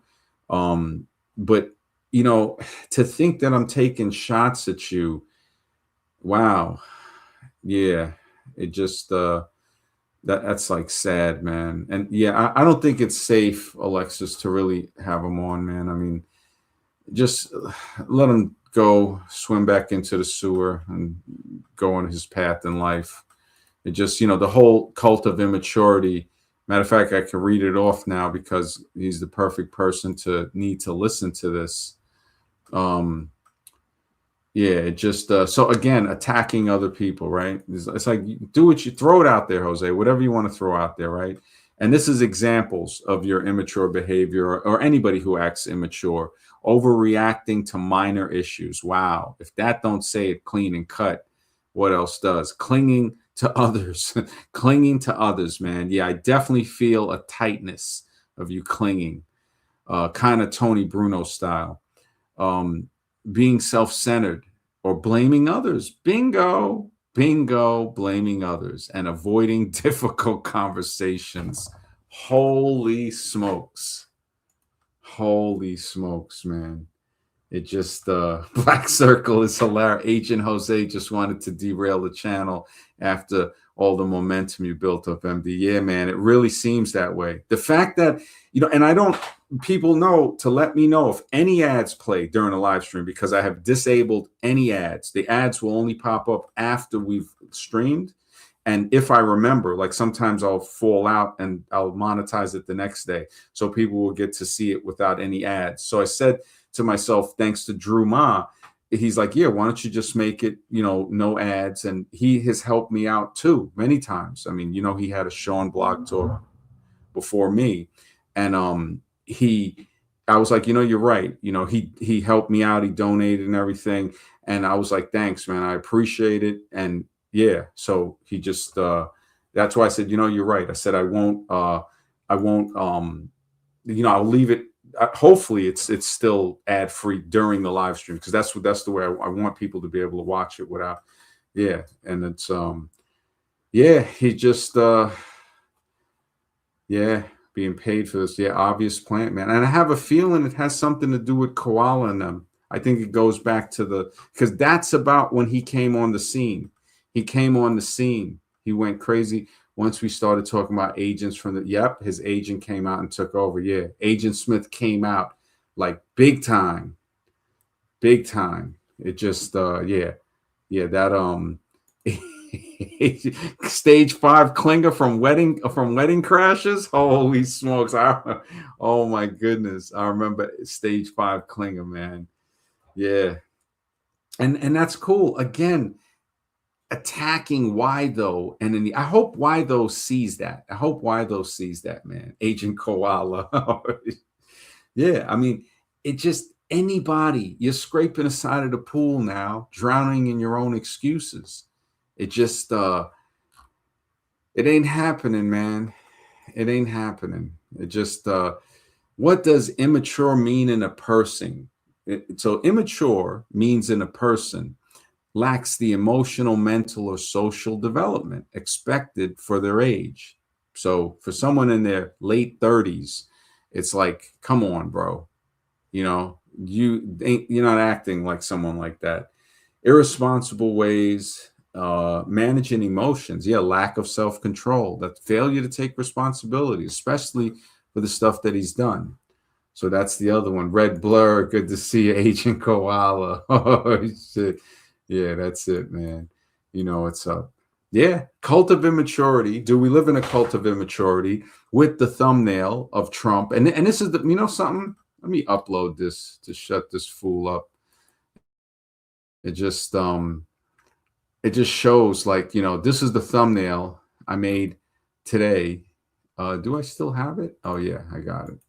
So this is the thumbnail that I put up, and this buffoon is going to try to say I'm baiting him with this thumbnail, unless he looks like Trump or a globe or something like that. I mean, it just, do we live in a cult of immaturity? So is this baiting? It's like, I just don't get it. I think it's more of somebody being heartbroken. I don't know if it was a secret crush or whatever, but I mean, maybe he just needs to go run game in the supermarket and just call it. That's what it is, man. That's what it is. Agent Koala, you said it best, man. Yeah, it's draining, man. Yeah, and it just I don't know. I don't think he's MAGA. I think he's Democrat. I think he's I think he's a liberal. Yeah, because he was trying to pull me over to that like about a year, maybe a year and a half ago. He was trying to pull me over, like saying I could, you know, be a Democratic politician or something like that. And I'm like, bro, I don't. The political arena is all fixed, you know. And you know, I've given him a courtesy that I don't pay to most people. The same thing I did to Koala and other people. And I had to be like, man, these guys are just untrustworthy. Being trustworthy is a part of being mature. So an immature person is going to not value how important trust is. Yeah, straight zombie, man. Straight zombie that I got to be careful that he doesn't bite other people and infect. So it's like, you know, that's why I'm just looking out for the safety of the stream to say, look, I guess, I mean, I'm happy that everything he types and he says, it just says more about him. It just reinforces my decision to say, oh, I made the right decision. I really did make the right decision. This was a close call, but goodness allowed it to happen this way. Goodness. Now, when I look up what are examples of immature behavior, overreacting to what seem like minor things and taking a long time to calm down. Yep, that's one. Clinging, wow, and not wanting to be apart from you. That says a lot right there. Clinging. So cling wrap. I feel that. I definitely feel cling wrap. And he should know already from what I've said about the prune. I don't like things clinging too much in that way. You know, that's another thing. Just like it says here with the immature behavior, you got to learn not to cling, you know, not wanting to be apart from you. You know, that's that immaturity coming out. Does immature mean childish? No. And I'm glad this came up like that because there are some children that are mature. They're not the same thing, even though they can overlap. So immature, it describes a general lack of adult development and responsibility. So the lack of adult development, and thank you, Alexis. He says, thank you, Jamal and MD, for exposing who he truly is. Yes, thank you, brother. Thank you always, man. and this is funny because now he comes out, and I've sensed this before when he was trying to take shots and saying, oh, this guy is just constantly just trying to like throw other people in there. Like, why though? If all right, you're trying to get more people there, fine, whatever, man. This guy is talking like this guy's stalking. He's stalking at this point. And hey, you know what? It's okay, Jose, because I've had other people that stalked. I've had other people that have done that. So we'll just have to put you on that list, man. I think this guy's like severely jealous or something, man. And I'm trying to think, how do you even like, I think the best thing is just to keep distanced. Even though we can't avoid all the immature people in society, we can avoid becoming close with them or becoming any type of associate. To say, okay, look, hi and bye, that's it. And this is why, like, the saddest thing, it just says, what does he mean by why though? Why does he keep going over those roaches street? Yeah, man. I think he's, I think he's, it's pretty confirmed that he's a plant, that he was a plant from the beginning. It just, it's sad, but the fact that he has stooped, the fact that he was saying earlier, because I already knew when he said about the apology thing, I said there ain't going to be no genuine apology. When he sheds his skin, the only thing he's becoming is a bigger reptile. That's all. So you still can't be trusted. You'll never be able to be trusted. Matter of fact, you probably don't even trust yourself. And if you don't trust yourself, no, Wytho wasn't a plant. I don't think Wytho's a plant. I think he's trying to throw Wytho in there and other people to distract from him. This is what the crab in the bucket type thing. Like when people don't want to be in the bucket with him, he's trying to pull everybody back in. And Wytho, I mean, I don't know. I mentioned to Wytho that it was funny how he popped on, but I think if Wytho is listening, that he would hop on and clarify this, because it seems like that it's like, and this is the hate that I think people should learn from. Instead of going forward and trying to make his life better, he's trying to come and sabotage somebody that helped him, not even sabotage somebody that was against him or anything like that. So it shows me like, okay, yeah, exactly. He's manipulating people like he usually does. Exactly. That's exactly what's happening. And he's trying to throw so many people in there. It's sort of like, holy smokes. But it's okay. It's okay, man. Because, you want to do that. Hey, I already know. How you treat me is your karma. How I respond to you is my karma. That's why I'm not coming at you with no ill will. I'm just pointing it out for what it is. The sky is blue. The sky is blue. It's just what it is. Jose's a rat. Well, then he's a rat. It's just pointing it out. If that's what it is, I'm just going to point it out. In my opinion, of course.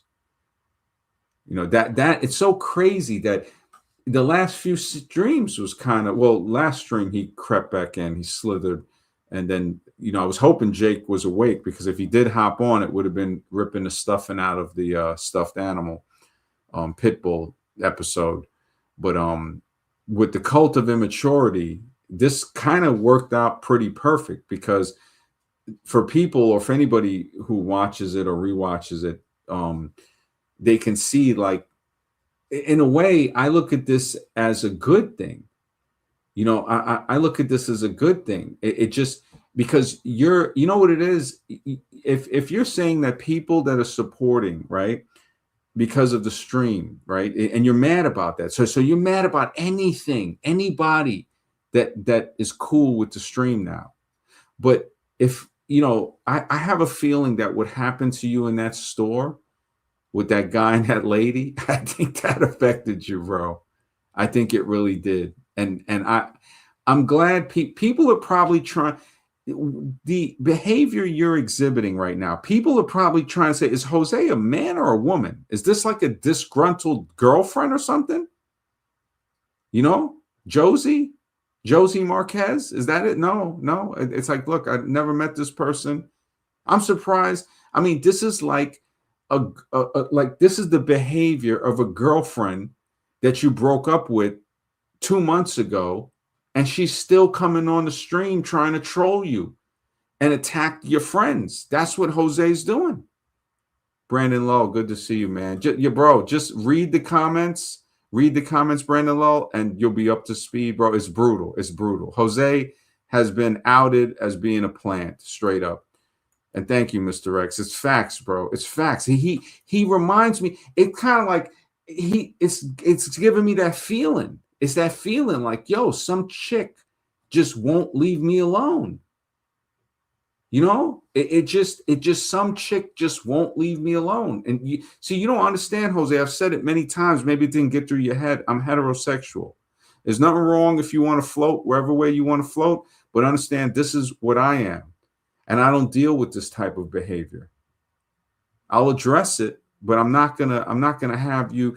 This is it, bro. This is it, man. I'm glad you have made the decision for me fully. Like, I would have considered saying, all right, you know what? You can say what you want to say, but I don't think it's really going to get anywhere. I don't think it's really going to, especially now with the stuff that you put in the chat, it really does show me. Yeah, it's really sad, man. It really is. It just, yeah, you know, and I think that's the real account. I think it is. I mean, if it's not, it's a good troll. I'll tell you that. You know, but yeah, I think it's the account to the from the other one from yesterday. It was the you know, because somebody tried to come in as a troll and it was different. So let me see if I could see it, because this could be a troll. This could be a troll. I would not be surprised if this was let me see.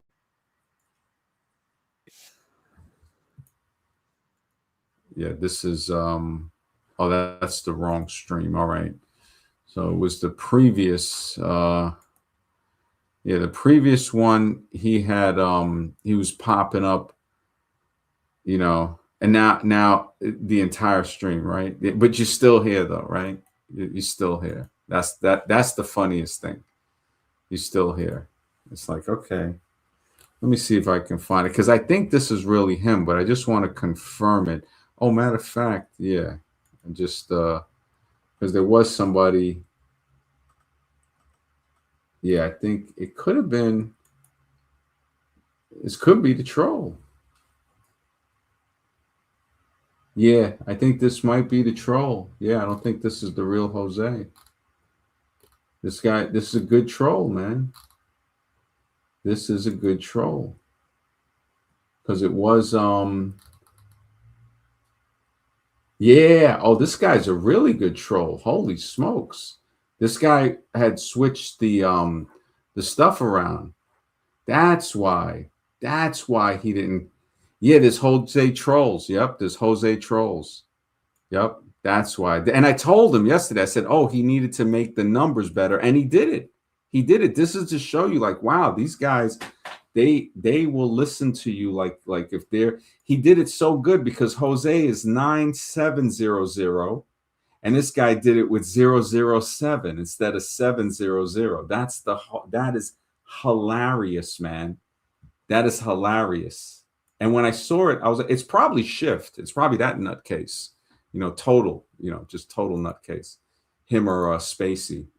But yeah, so yeah, this guy is good, man. 9-7. He was trying it before with yeah, he was just putting up like some, wait, he put, oh no, I think that is him. Yeah, the 00. And then before, yeah, these guys are really good at trolling. Holy smokes, these guys are really good at trolling. What they don't know, I can check the channels. That's the thing. They don't understand that I can check the channels. I think Jake, he's another nutcase, man. Yeah, from Koala days and stuff. Yeah, definitely nutcase. But yeah, this guy. See, now that I've outed him, and that's cool. Yeah, the trolls. I mean, these guys will look for any type of thing to try to troll, and their life, his life, is basically about. This guy. The fact that he came on and had such a conversation, trying to, and again, just trying to sow discord within people. That's like really, that's not cool, man. That's not cool to think that this is what your life is about. It's like, come on, man. That's not really cool.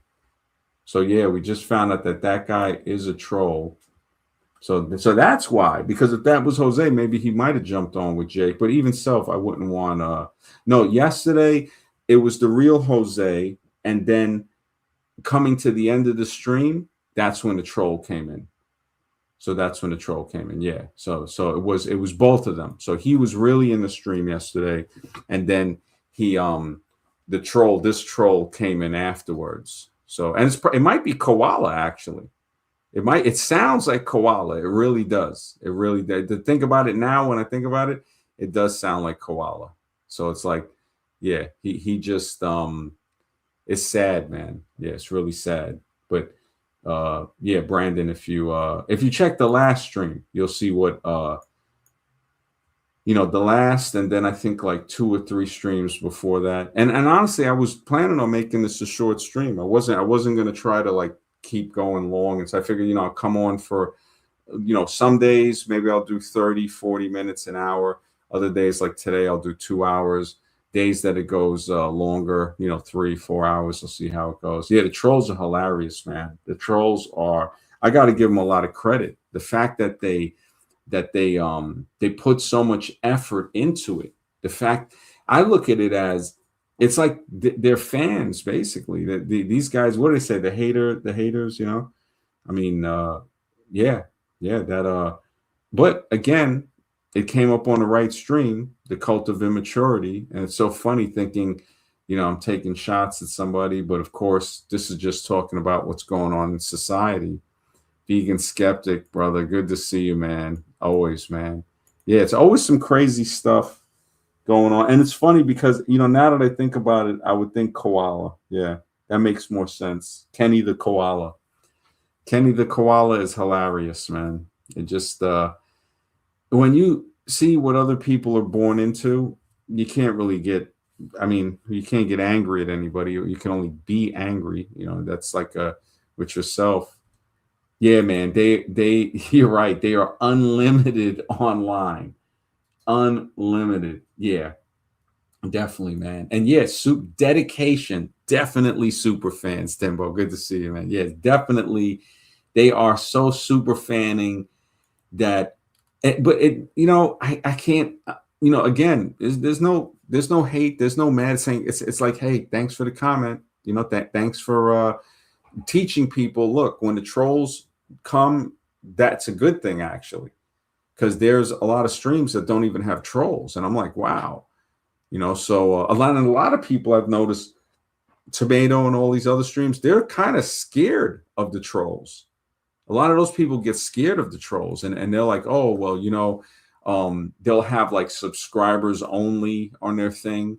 I hope that's not on mine. I got to check because I never put that on there. I put it to where anybody that wants to leave a comment can leave a comment. And that's how the trolls get to leave the comments, is to say, okay, you know what? Hey, that's, you can leave it.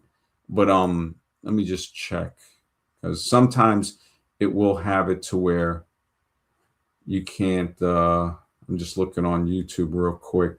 Yeah, it seems like it's straight. Yeah, it seems like, yeah, definitely. So it's not, so anybody can leave a comment. They don't have to go through anything like, subscribing, or like I've seen other people make members only can comment and stuff. I'm like, man, I don't care. Anybody can comment in that, the trolls, whatever.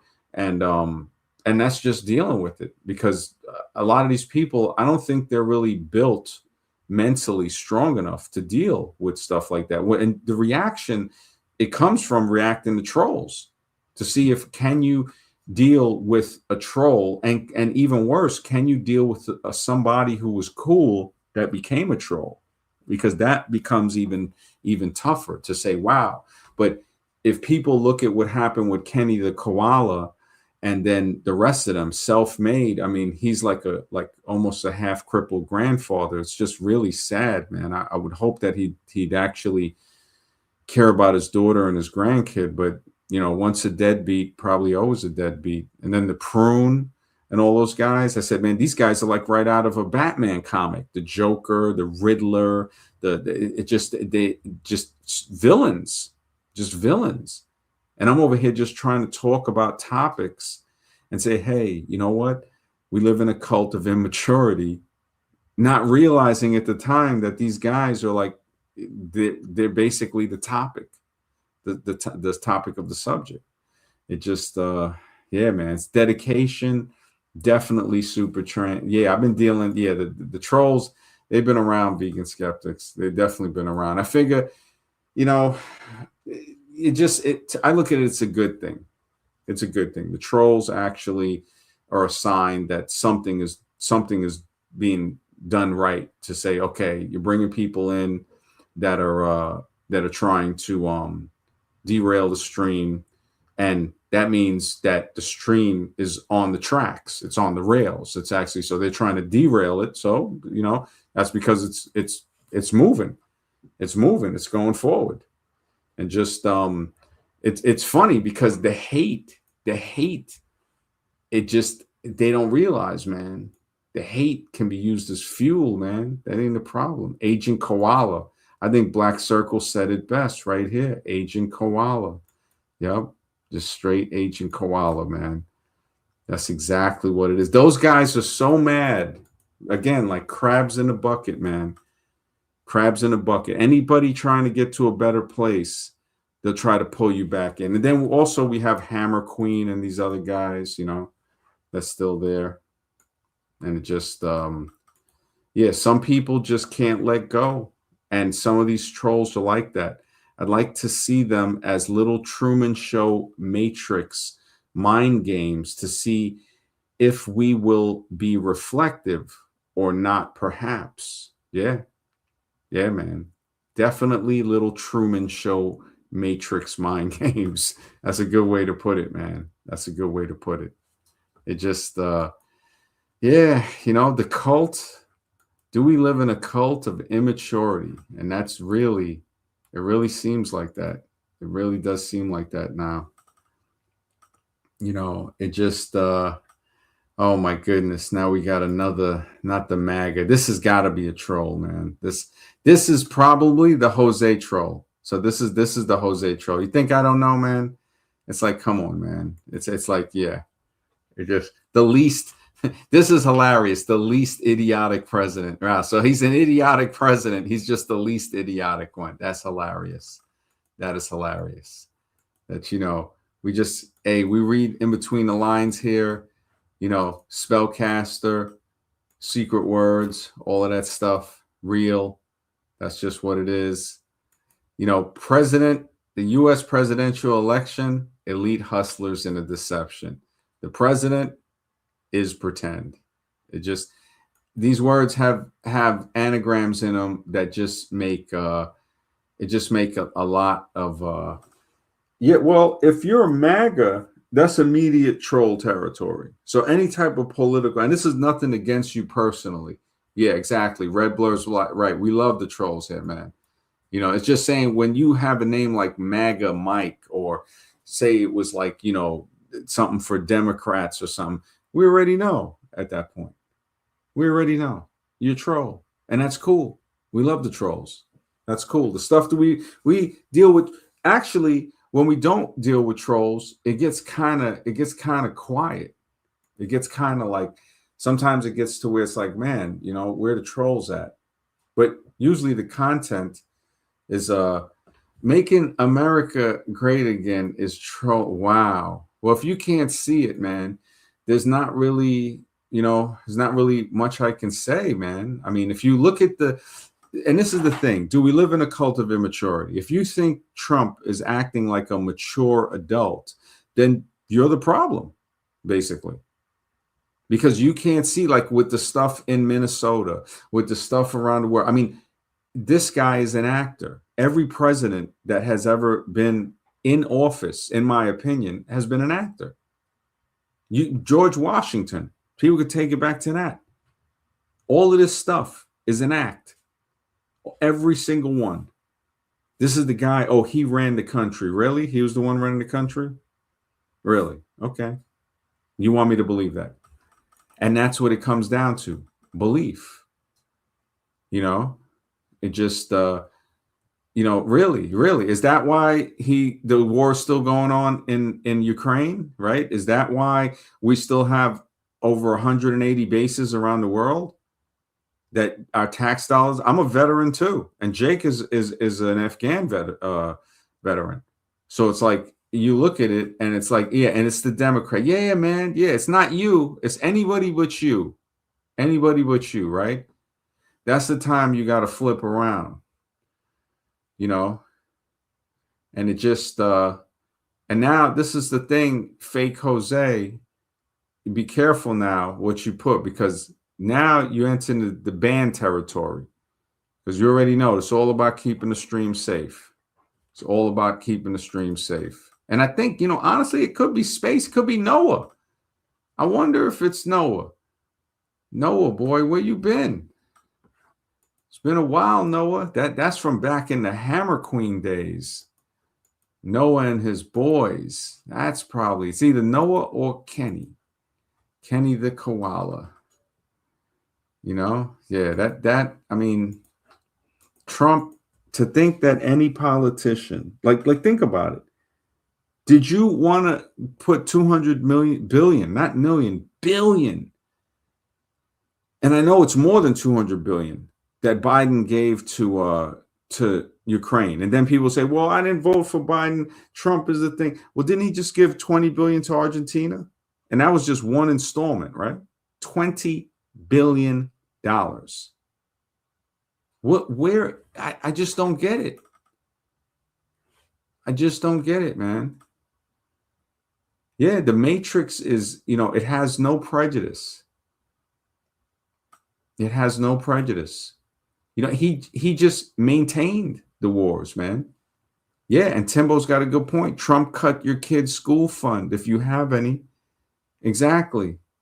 Both of them. Both of them are shaking hands behind the scene. That's basically what it is. Yep, the Matrix got you by the politics mind games. Exactly. Hardcore. Many been there, and a lot of people have been there. You're right, man. But to not see how all the presidents are puppets, you got to dig deeper, man. You got to go a lot deeper to see that. Yeah, when I think about that, it's like, I never was into that. So for me, it was easy to break that spell. They're trying to tell me some guy behind a desk is supposed to be running an entire country. It doesn't seem real. Yeah, and they let it flow with the scripts. Yeah, they definitely. Yeah, exactly. We don't follow the machine, left, center, or right. Thank you. Sweet baby Bronson. That's a holy smokes. Yeah, there's no following it, man. No more following it. It just yeah, exactly. Yeah, thank you, brother Ali. Yep. Mike is forgetting about the Maduro. Yep, the thing of, and then you got Iran, you got Greenland. He's forgetting about all of that stuff. He's like, yeah, that's what do they call it? TDS, Trump derangement syndrome, or something like that. But I don't know if they call it for that for the left or the right. I think they try to say the people that are, I guess, against him and look, we don't care. I was in the military. If you're in the military and you can't say most military veterans are idiots, you're an idiot, basically. So your friends in the military that still support them, they're idiots. If you still support them, that's it. I used to be an idiot. Every day I got to fight stupidity and ignorance. because it tries to turn me back into an idiot. You seem to embrace it and love it. Now I'm glad they recommended the stream, but this stream is a real stream, and it teaches you how to break that form of mind control. Now, I don't know. I'm not smart enough to, you are too much in the depths of idiocy for me to be able to save you from that. Well, what about Venezuela? What the heck happened about Venezuela? You know what, this is to show you, somebody could say that about Vietnam and say, well, it wasn't technically a war. It was called the Vietnam conflict. Yeah, only over 100,000 people got ended on our side, right? What, 60,000 over there? And over 60,000 when they returned. So more people ended themselves after they came back from Nam. But hey, guess what? It wasn't called a war. It was called the Vietnam conflict. And it just really makes me wonder. It really makes me wonder, man. It just I think about that, like, man. And something too, Jose the troll. Yeah, that's the button right there to get you the heck out of here, because you ain't gonna use that to troll him no more, even though he'll never appreciate that I just did that. Now you're gonna have to make a different account. And if you try to troll him again like that, I ain't gonna allow it to happen. All right. Yeah, and Nick Fuentes is definitely another puppet. And that felt good, getting rid of the fake Jose. And I hope you like that feeling. Nick Fuentes is totally like bitter. And then was he like a 28-year-old virgin or something like that? Like, I mean, when they were saying that, I said, now it shows how a show, how everything, it's a screen, And of course you're not. It's like I said, most veterans are idiots. You know what a smart veteran is? Somebody who gets out, somebody who does his time, his couple of years or whatever that he invested or went in there for, and he gets out and he does other things in life. Nothing against the guys who want to stay in there. That's cool. Hey, if you want to stay in there, fine. But the majority of people in there have to stay in there. Most of these guys get stuck with a wife, 2-3 kids. The military pays for all of that. I remember one guy had 3 kids and a wife, and he told me, he said, look, man, when we were in Fort Hood, Texas, he said, look, he goes, my kids are at home. He got a house, and basically they run the AC all day long. And he goes, you can't beat this. He goes, everything's paid for. Everybody's medically covered. So basically he's like, you know what? And he's insured. So why wouldn't he stay? Why wouldn't he stay? And it's like, what job done is he going to get? If you got a wife, are you willing to go over there? Well, then go over there. Go over there, man. Yeah. That's cool, man. Trump is actually an indicator of how many people in the country still think. So if they're supporting Trump, they're not thinking. If they're supporting the other side, they're not thinking. If they're sitting back and they're saying, man, something is wrong, now they're thinking. And this is funny because you say Trump is draining the swamp. They say swamp, those are federally protected wetlands, man. What are you talking about? That ain't the swamp. Ain't nobody draining the swamp. Those are federally protected wetlands. Those are his friends, man. Those are his friends, man. What was that? His first term, he was saying something about that.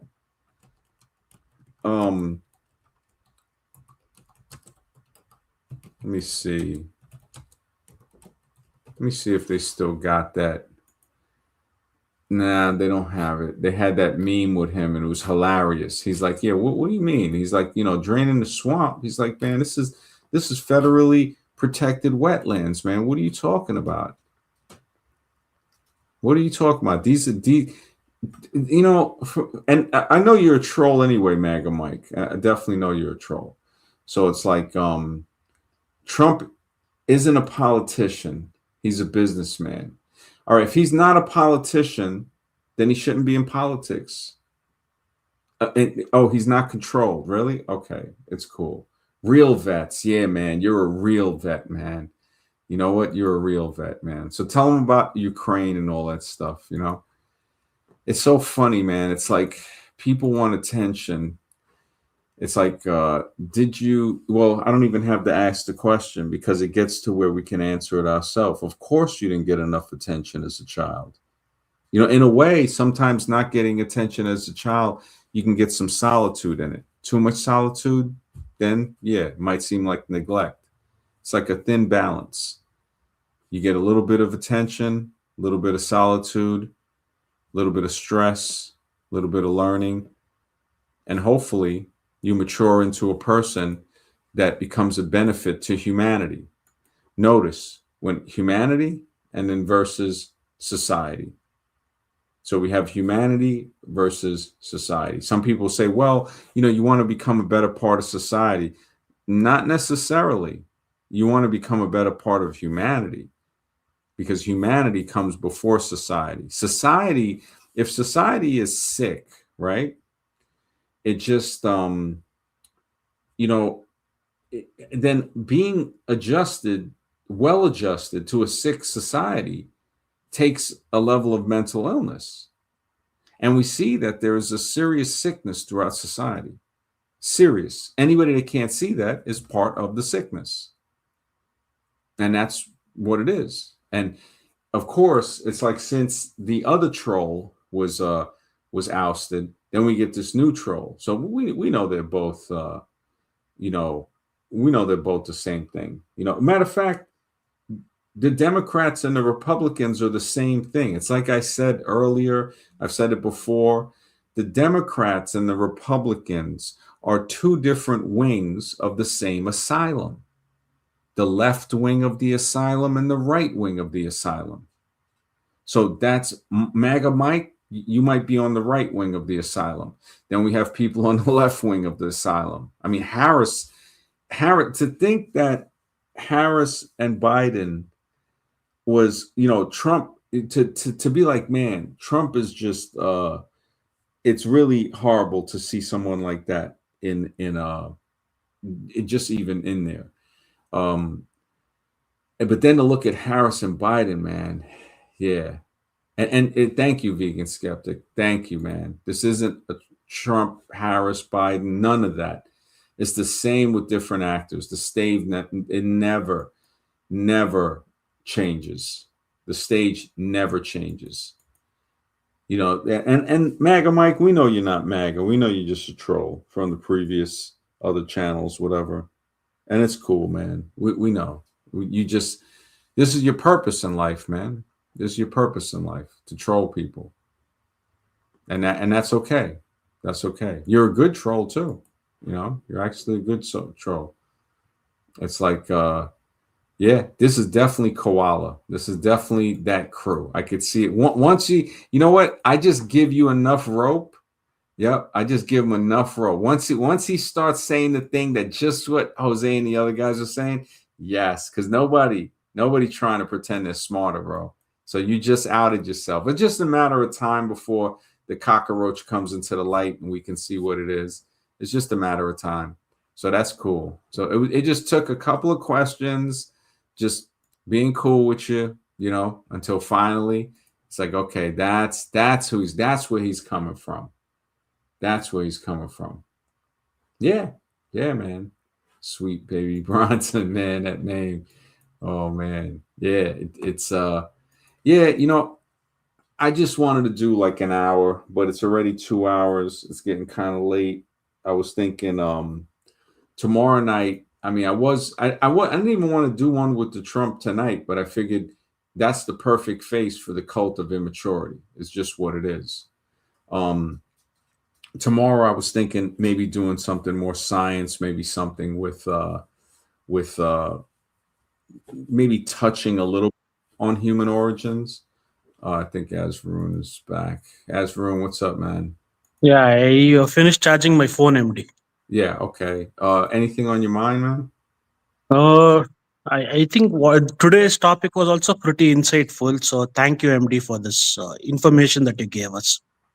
Thanks, man. Thanks. Yeah, it was getting late. It's 2 hours in, 18 minutes. I figure, it's not really, and that's the funny thing. It's like we talked about Trump. So you came a little too late, Mike. You came a little too late. Maybe if you want, you look, sometimes you stream at 9, sometimes you stream at 10, but it's every night, you know.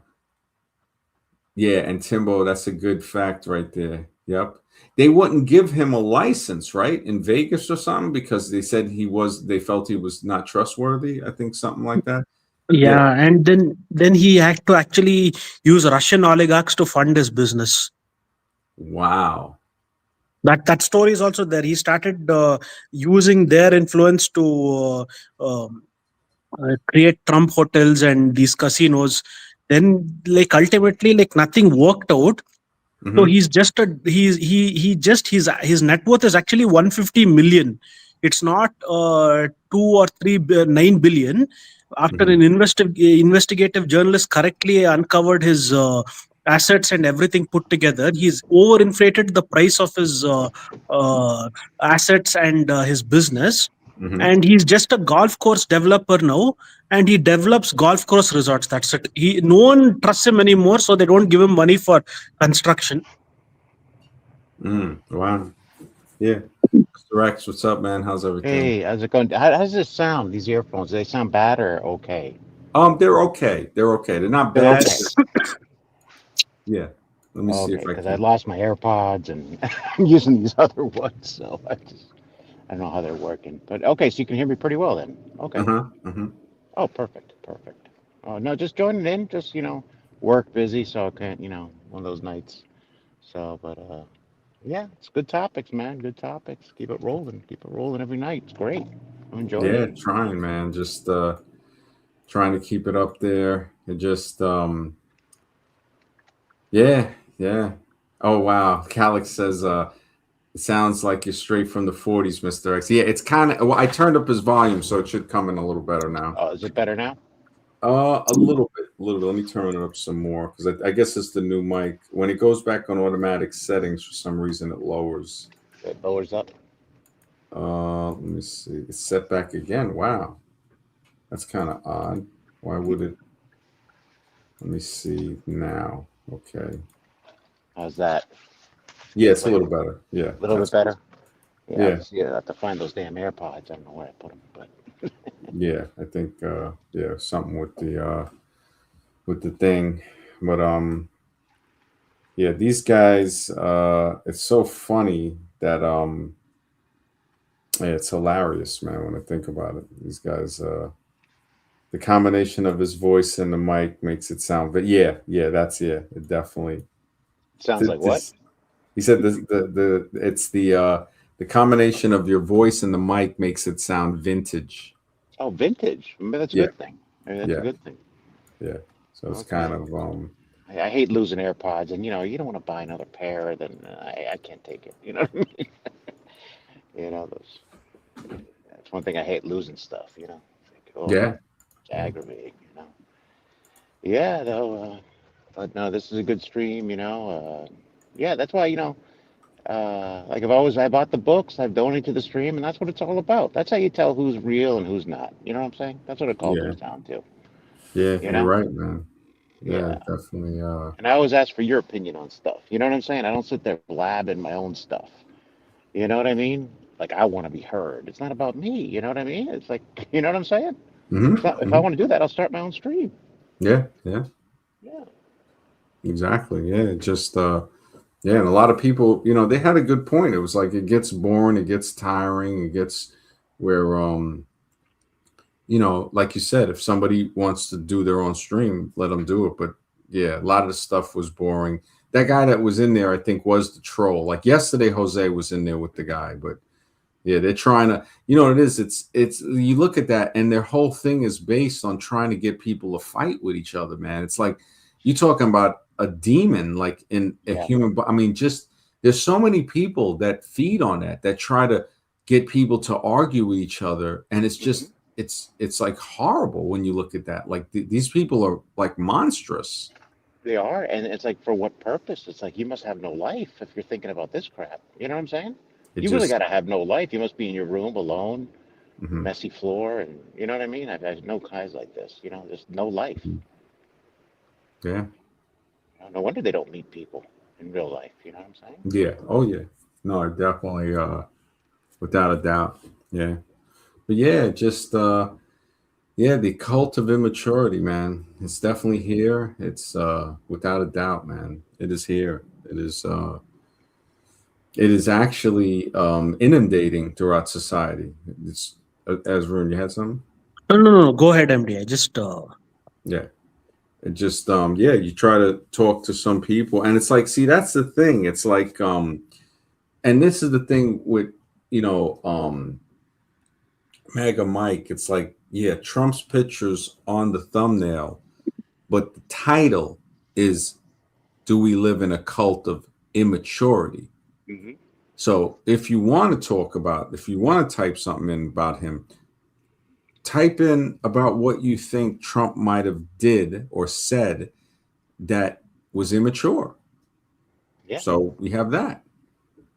But you know, you came in kind of late, so it's like, yeah, you know, it's not really yeah, because I'm kind of tired too. It's just, I'm No, it's glad all you good. I guys, mean, you're going huh? going on every night, so it's all good. You know what I mean? Oh All yeah, good man. this It's week. it's So yeah, it's a tough run. It's a tough run, but I said, you know what? I'm gonna do it for as long as I can do it. I was gonna start the stream early, like very early, like around 7, and just stay on for an hour and just, you know, say, okay, it's there. And then, you know, I couldn't get everything ready by then. So I said, okay, when I get ready, maybe 8:30, and then I put it for 8:45. And then eventually I said, okay, I'm not gonna make 8:45. I gotta put it for 9.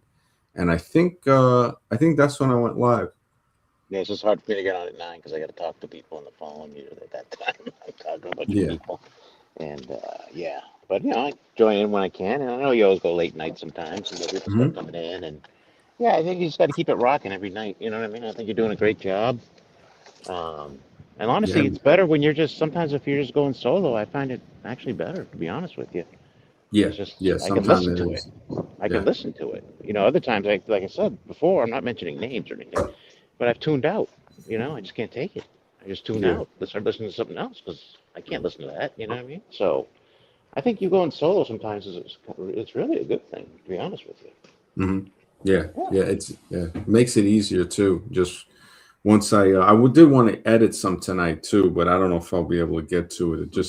It gets tiring, and if I'm not like if I'm not up to par visually, like sharp, sometimes it's not the time to edit, you know. So yeah, Sure.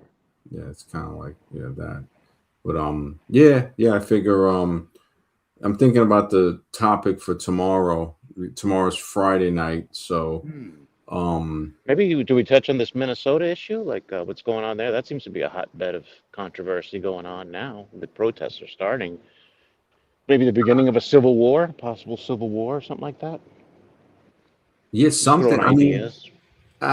you think it might come to that, man? I mean, I'm not sure. Wow, real men show their face, man. Thanks for the support, bro. He says you can't ignore this, MD. Show your face, fraud.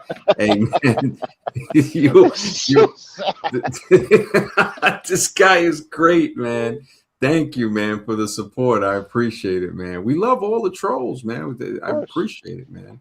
I No, tell you, especially the man, these donating guys, trolls. I have you respect know. for the donating trolls. Yeah, I'm okay. Hey, man, I get a brand new laptop. Real men show their There you face. go. You got the Cash App in the description. What's a new laptop? $1,400 or something like that.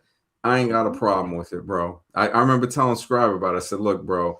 I said, hey, they want to pay for it. I mean, I do have a desktop, but it's like, I'm like, hey, if that's what you really want and you want to pay for that, well then, you know, because I have I guess it's the drivers or something that's not letting the camera, when I try to set the thing up, it's not work. Scribe said it was probably the drivers because I didn't update it or something.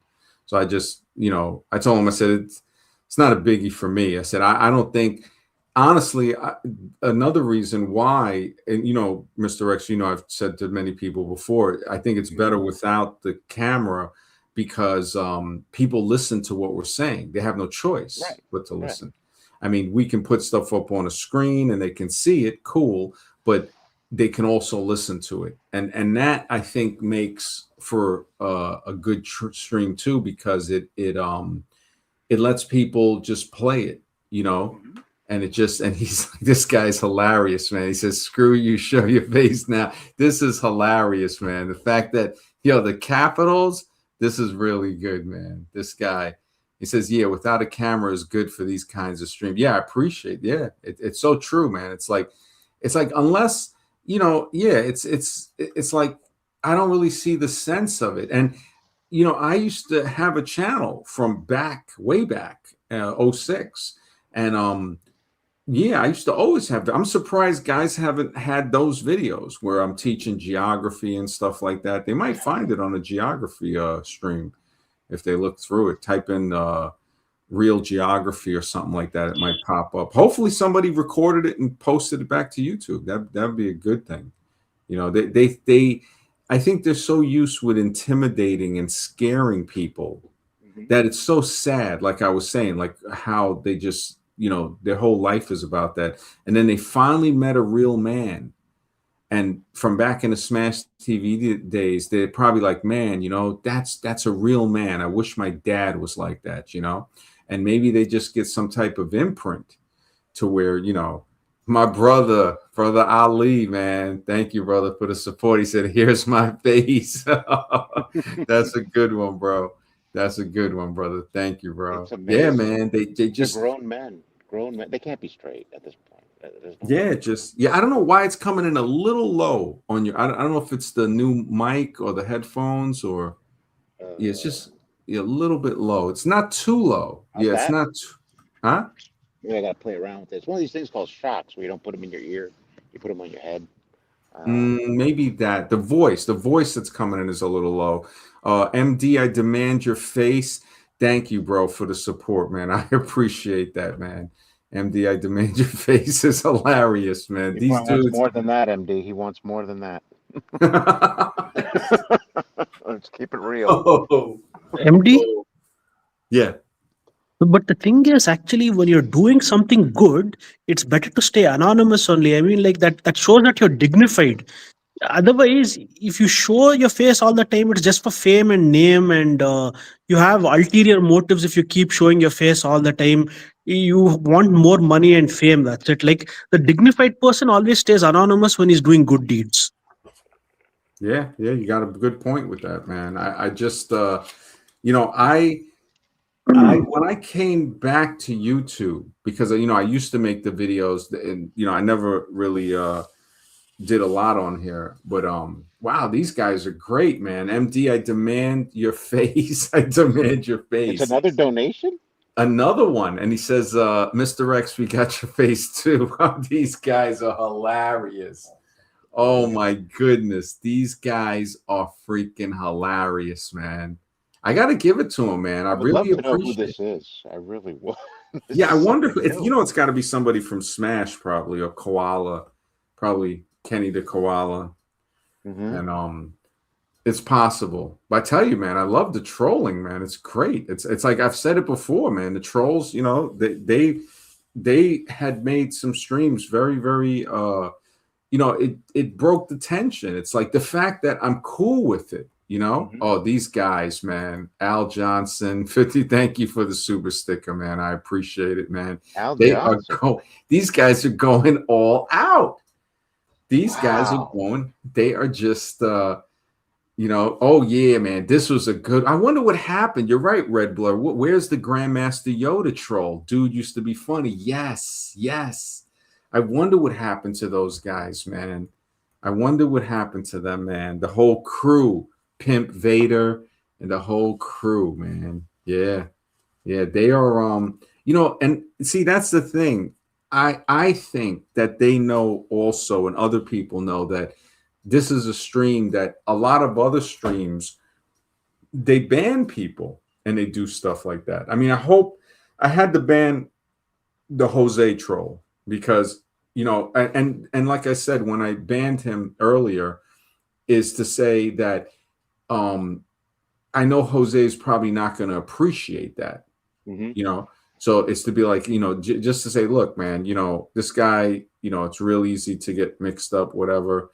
And wait, is this him still here? No way. Wow. Grandmaster Yoda of the Black. I don't know if this is the real one, bro. I don't know, man, because it was always, I think, just Grandmaster Yoda. But if this is you, brother, thank you for the support, bro. Still here. Grandmaster Yoda, man. Exactly. Trolls provide good content sometimes. Yeah, we gotta be cool with them, man. Always. It's just MD, yeah. got your face too, fraud. Well, how am I a fraud? When did I claim to be Mr. Chad? I never claimed that. Yeah, they just, what it is, that I think they're playing around and stuff. Oh no, this is Grandmaster Yoda. Holy smokes. What the YouTube requires, had to add more to my name. Wow. So this really, thank you for listening, brother. Still, holy smokes. Grandmaster Yoda of the Black Pill. Wow, bro. Wow. Yeah, it has been a while, man. Yeah, and Pandemic said he had to change his name too. I think he's like Woke 99 or something like that. And I was wondering who it was, because I'm like, who is this? And then he was like, oh, it's Pandemic. YouTube. I guess the new things that they have for the verification, because so many people are under 18, right? So a lot of people had to change stuff. And then just the verification on the whole, they were putting a lot of pressure. There was like a guy with the channel, I think it's called Deep Humor, and he has a lot of videos on it. Like his whole channel's been about it for like months. Yeah, Deep Humor, and yeah, I've had my name since 2010. Yeah, man, definitely Grandmaster Yoda. Been here a long time. Crazy how Jose betrayed our trust. Didn't want to comment on it though. Stay away from the drama. Yeah, bro. It just, I hear you, man. I appreciate that, bro. The whole drama with him, just, I figure, I hope he gets better. Hope he heals. And that's why it's not like I'm not trying to roast him or anything. It's just saying, hey, but unless you donate to the stream or you buy the books too, I mean, then okay, you deserve a pass or you deserve some leeway. You know what I'm saying? But if you're not doing any of that, you got a short leash. Then I'm sorry. You know what I mean? You're not even supporting the stream. Yeah, exactly. Yeah, very, very. Brother Arabian, he said, he came on attacking people, bro. Like I think something. I mean, it was very plantish, very, very plantish. So, it got to a point to where he started insulting, and then I didn't throw him off the stream. He left eventually, and then I saw that. I mean, I heard that was ridiculous. It's like he just kept digging it deeper and deeper. Yeah. He just kept. Yeah. And how do you know how to end it? Just end it. You know what I mean? Just cut it in half. Say, let's change the subject or something. But he didn't want to. He wanted to keep going at it. Yeah, he just kept on, man. Yeah, every opportunity, like Vegan Skeptic says, is a learning experience. Always improve.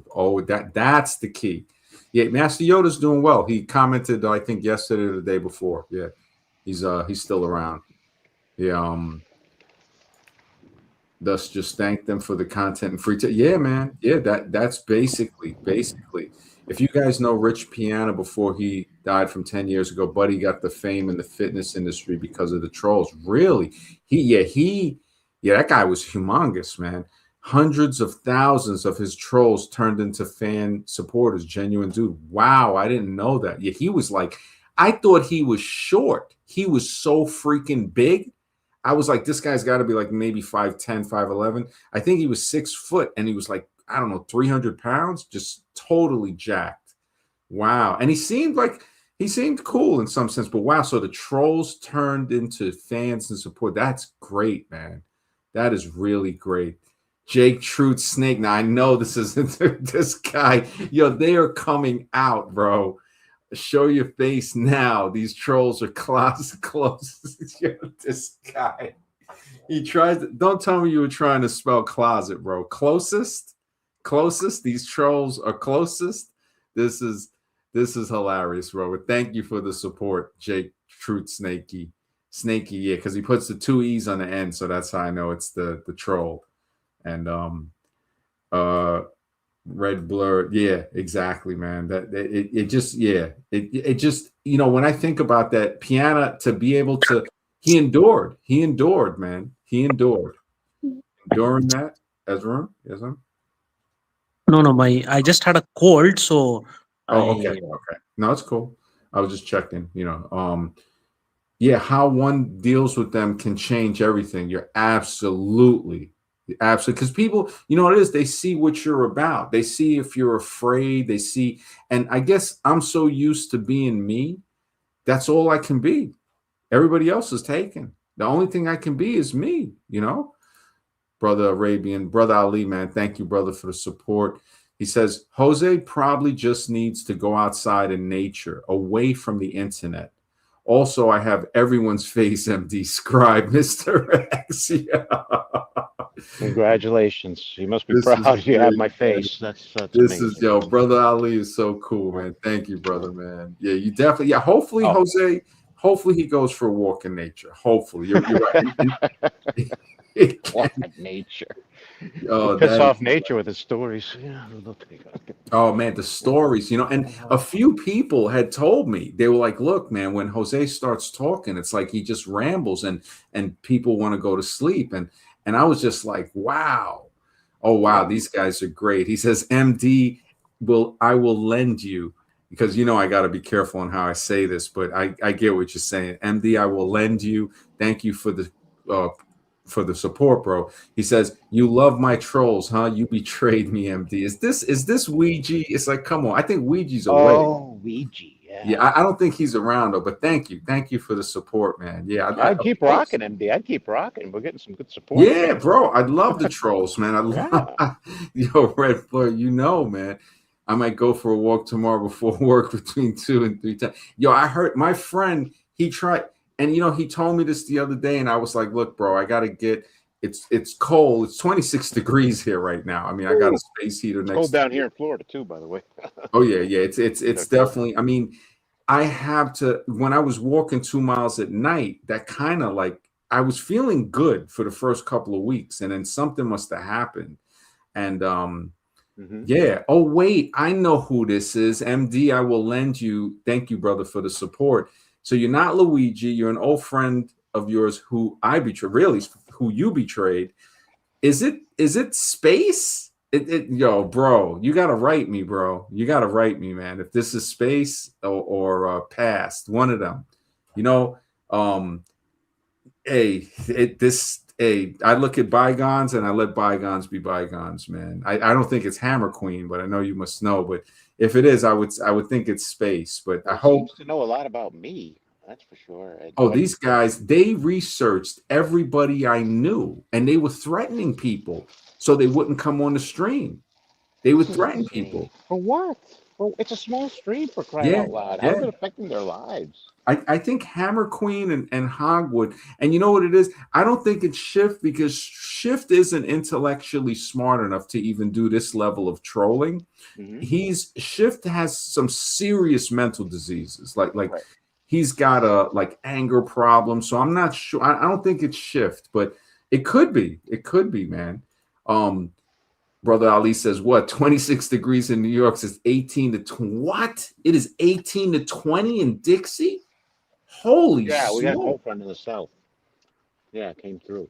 Cold. Oh my goodness. That is holy. I thought it was cold. I mean, it's cold, but it's like, I mean, in New York, I don't want to say we're used to it, but wow, 18 to 20 in Dixie. Yeah. So cold front. I honestly think something's going on with the weather. Definitely something is up. Something is definitely I wonder who this is. I don't know if it's Space or I kind of miss. I used to have some pretty deep conversations with him, man. And I guess the more people get to know me, they see that, and I guess Jose would think this too, is that I'm not trying to hold a grudge. I mean, we don't have much time. I don't know. Exactly. I might not have tomorrow, but so that's why I'm just trying to live life and just stay above water. Brother Ali says Shift is too busy living his life with his new wife. Holy smokes. Yeah, he was really deep into his Islamic studies. He was getting a little deep on it. He got me into studying finance more via Mike Stathis. Wow, wow. So you know what? I hope he's doing all right. I hope he's doing his thing. I'm glad he's got a wife. I remember he was from Croatia and he'd been through a lot. Yeah, this one, man, they're really they put that banner, man, Alexis, when you say anything, even if I mention it, a banner pops up sometimes. And that I do want to talk about it because I don't think it, and I'm trying to think, how do I word this? I think it's orchestrated, you know, and there's a lot of stuff that I got to think of a way to do that type of stream. Batman, I think he still pops up every now and then on the base Pluto stream. I think he still pops up on the base Pluto. Yeah, The base Pluto, does he even stream anymore? I thought he stopped. He was streaming like once a month. Once he went straight Doomer. He's got like Doomer Preacher across the top of his YouTube. Oh, okay. Oh yeah, he just totally, yeah. But I think Batman's with him. Schiff was from Bosnia. Neil, okay. Yeah, both the answers is Croatian. Yeah. Okay, thanks for clarifying that. Amazed. You look familiar, brother. I think I do remember you. Hey MD, do you remember me? That guy's name that used to join the stream while walking outside in the middle of the night and back of the day. Is this Remy? Yeah, I remember that. I don't know if this is Remy. He used to walk, because Remy used to walk outside at night in the middle of the night back in the day. That was back in 2020. Yeah. He'd always be live on the camera, just walking around. Yeah. Remy was cool, man. If this is Remy, but I'm not sure if this was Remy. I think this is somebody else. I'm trying to think who else was walking around with a camera on beside Remy. If this is Remy, because I will always remember Remy. Remy is an OG. Like that was like Remy, man. If Remy was a cool person, man, and I understood they used to scare people away. Remy used to say he thought people would recognize him in the airport or something because, you know, the stream was so, you know, popping back then. David Little, he came back around not too long ago. He came back around, but then he disappeared again. I think he's connected with MOT, Man of Tomorrow, I think. So he's kind of with there sometimes. And wow, Batman Beyond 6'4" still streams. Wow, I didn't know that. Wow, I didn't. Yeah, because he did have a channel, but it's hard to find. It's like sometimes he gets a little. Hold is he's still around. He's still got his channel. He actually on the movie community post, he left the comment and I hearted it. So on my community post, the last one, I think Hold has a comment on it. Like he left the name of a movie in the comments. So yeah, he's still around. He's still doing his stream. Timbo says, I remember Dante Nero used to be down with Patrice O'Neill, I think. Dante Nero's Man School show. I swear one of the callers sounded like lasagna from this. Wow. I can't believe he still does the show, Dante Nero, because I thought he was on Godfrey's stream a lot. Like he'd be sitting on Godfrey's like a bench or something, like a propped up stool.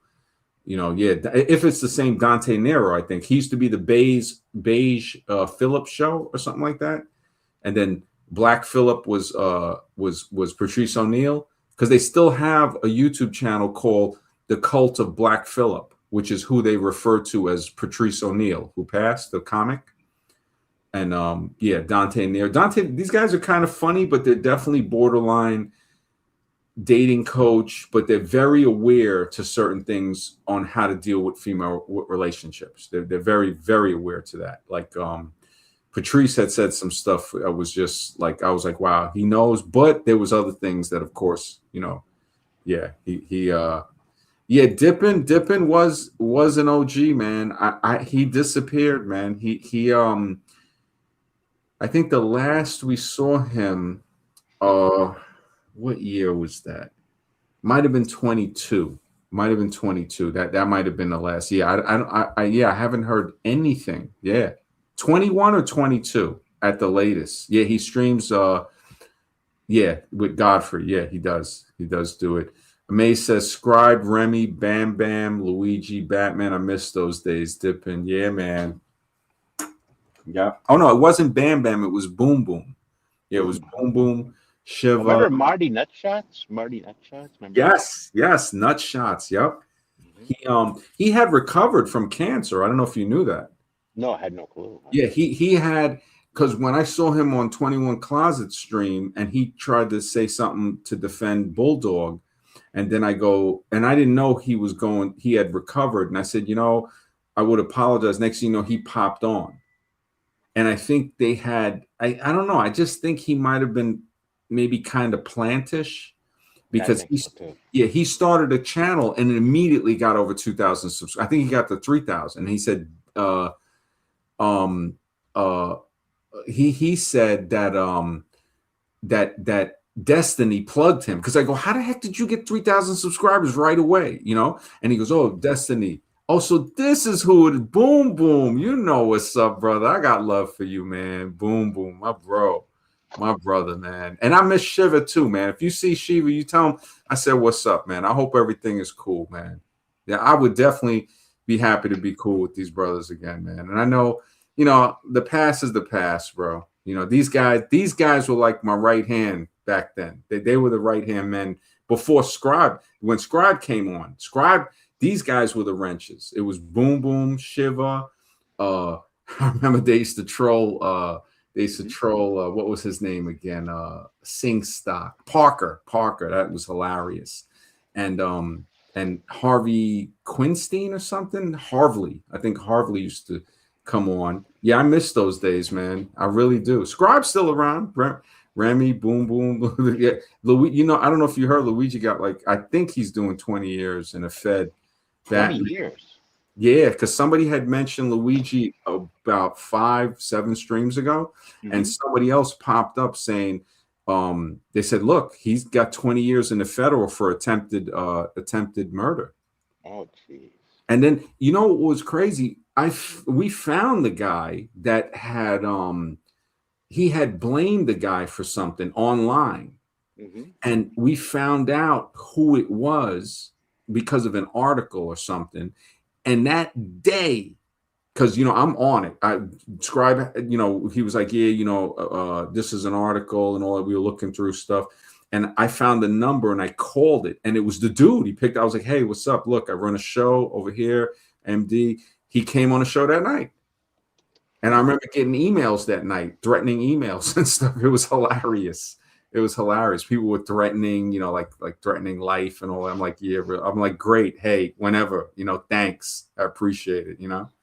It just, these guys don't understand. It's like, bro, it's like, I didn't think I would make it to 30 years old. Imagine me being here today. It's like, come on, it's like, this is, I can't even believe I'm alive now. It's like, who thinks they're going to make it to their 40s or their 50s? I didn't, But I remember when I used to think this was old. Like, man, those guys are old in their 50s. Now it doesn't feel so old. You know what I mean? Yeah. But you're there.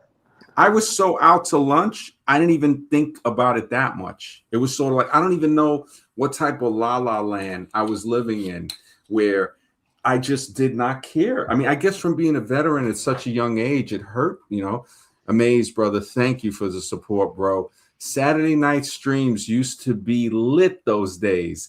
Thanks, MD, for still holding it down. Seat memories, man. Thank you, brother. I appreciate that, man. Those Saturday night streams are so lit, man. I miss those days. I got into an argument today with Scribe about that because he's constantly trying to pull me back. He's like, look, man, he's every time we talk about it. But thank you, brother Amazed. I really appreciate that. But could you still do it? Because I mean, I would say, yeah, maybe a retro stream one time. You know what I mean? Like special event.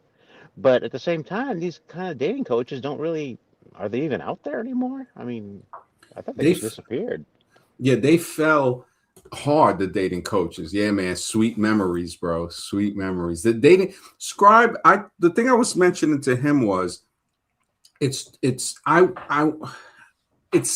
part of it is the stuff like what happened with Jose and other people, but that's something you just got to deal with in life. So I can't really use that as an excuse, and I shouldn't even be looking for any type of excuse. It's just that I told him, because today Scribe brings up some really good points. I mean, that's why we've been friends like brothers for over 5 years. Just steady. I mean, people can't even, I noticed they have problems having co-hosts that show up 3 times in a row. Scribe was there every day for over a year. I mean, all the time with me. We speak almost every day. And it just, it's like, he was like, look, man, he goes, you basically got a black belt in dating. He goes, but you're over here wanting to, do some other thing, human origins. And I said, look, bro, I said, I gotta write this. This book is already written. I said, I've been doing the research since 2014. So it's been about 12 years. I said, but the stuff that I've uncovered is so shocking. I said, now I'm used to the criticism. I said, I think it's very important. I said, it's kind of like life-changing stuff about human origins and where humans may have come from, how they were, created and stuff like this. And he's just like, bro, because he knows my situation. He's like, look, man, he goes, you need money. He goes, you're basically living, like very Spartan, he goes, dating. He goes, you're an expert in that. He goes, there's nobody that I know that knows more than you. He goes, he goes, you shine there. And I'm just like, look, I got to do this first. Now, he could be right. He could be right. Well, I have to disagree. I mean, you shine here too. Honestly, the Yeah, books that yeah. You shine there too, but it's a different audience. That's Yeah, the problem. he's It's a trying to different say, audience. he's trying to say, look, if you're a black belt here, then you're a 5th degree black belt over there, 10th degree, but 8th degree. He's giving me good analogies, and I said, okay, I understand. I said, if I make enough, like, hopefully I make some money this year. I mean, this year is like my do or die. I'm so like on fumes. It's tough. And Yeah, that's why I work every night. oh man, every day I work 7 days a week. I tell people it's like I can't afford. I wish I could afford.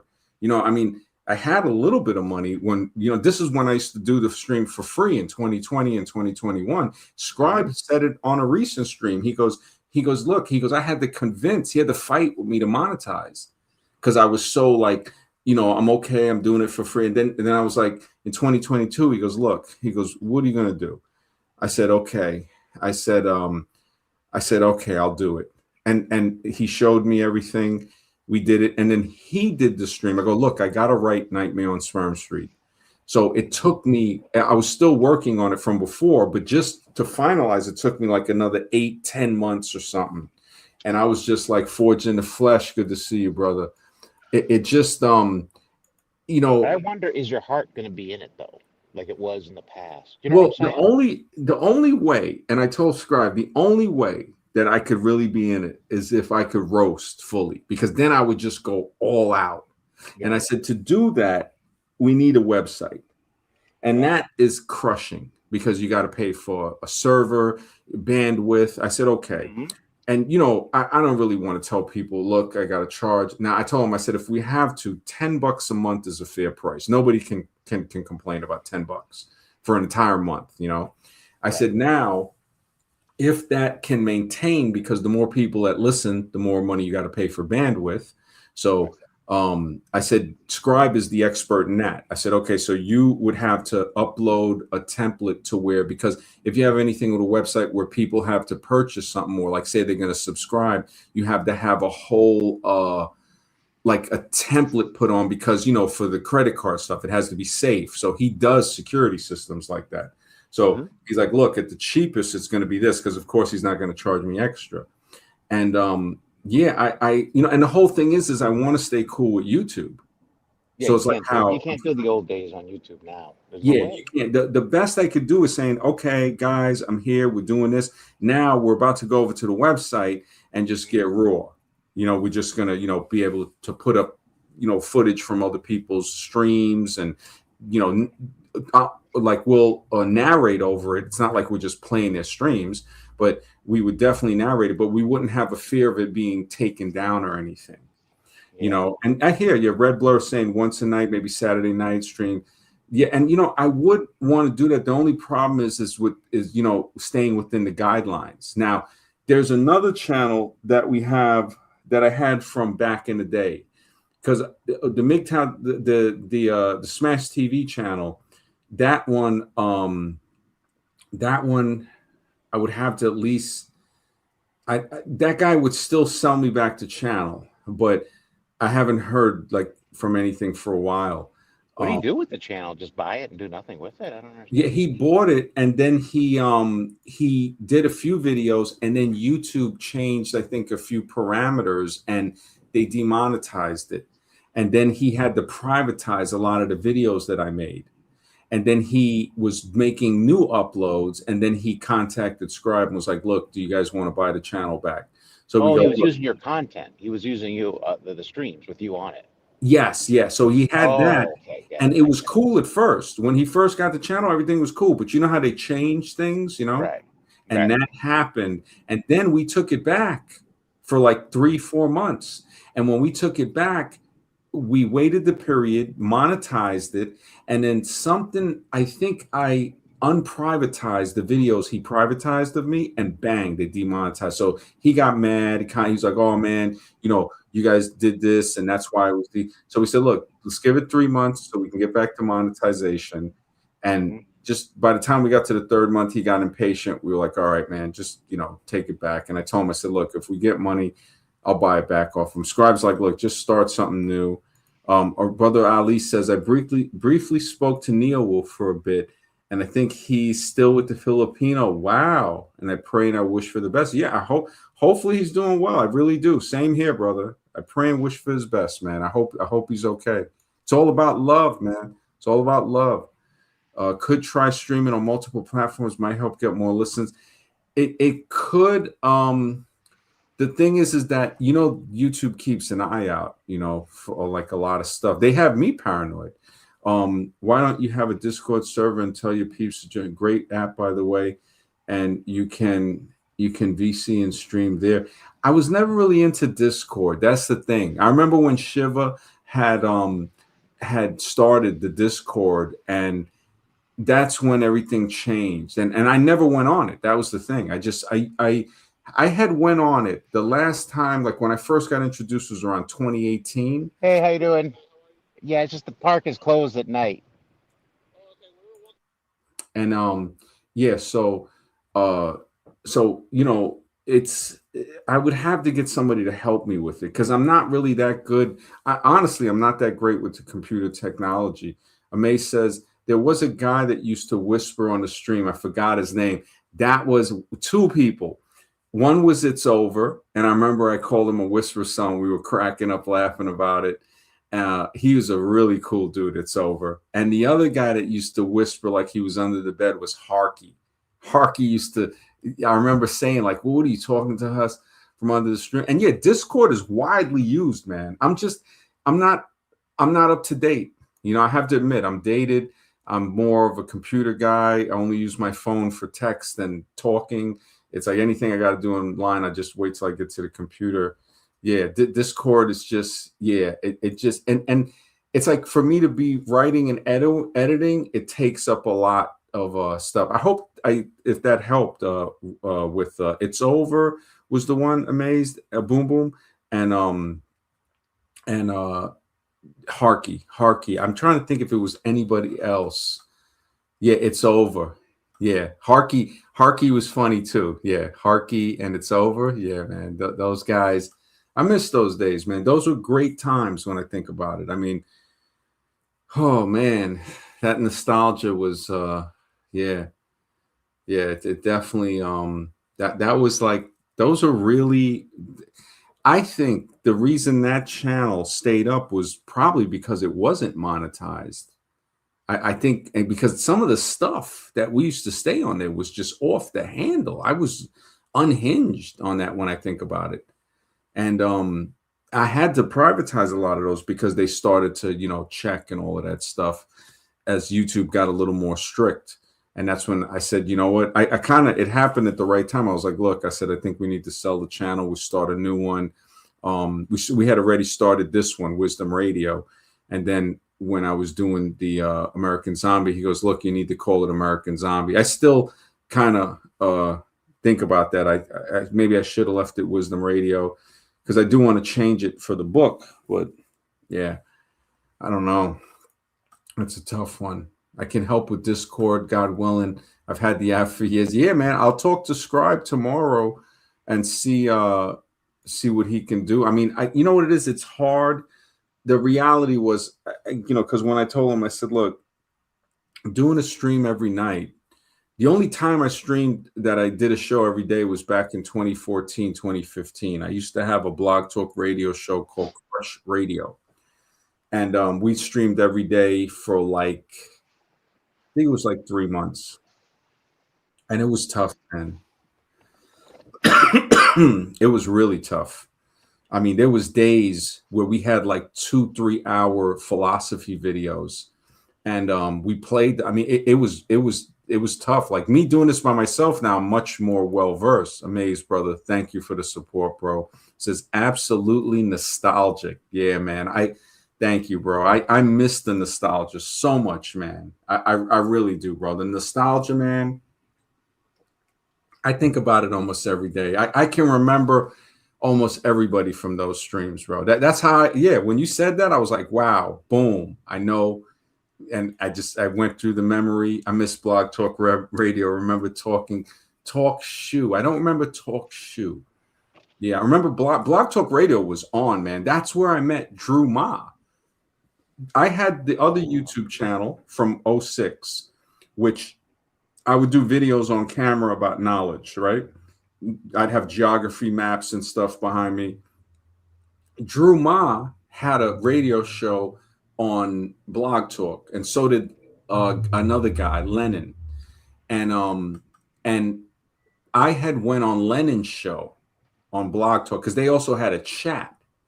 And he goes, "Hey, man, and he has a YouTube channel now. He has he's been roasting people, is Lennon.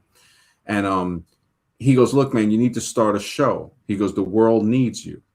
And this was like 2012, maybe 2013 at the latest. So between 2011 and 2013.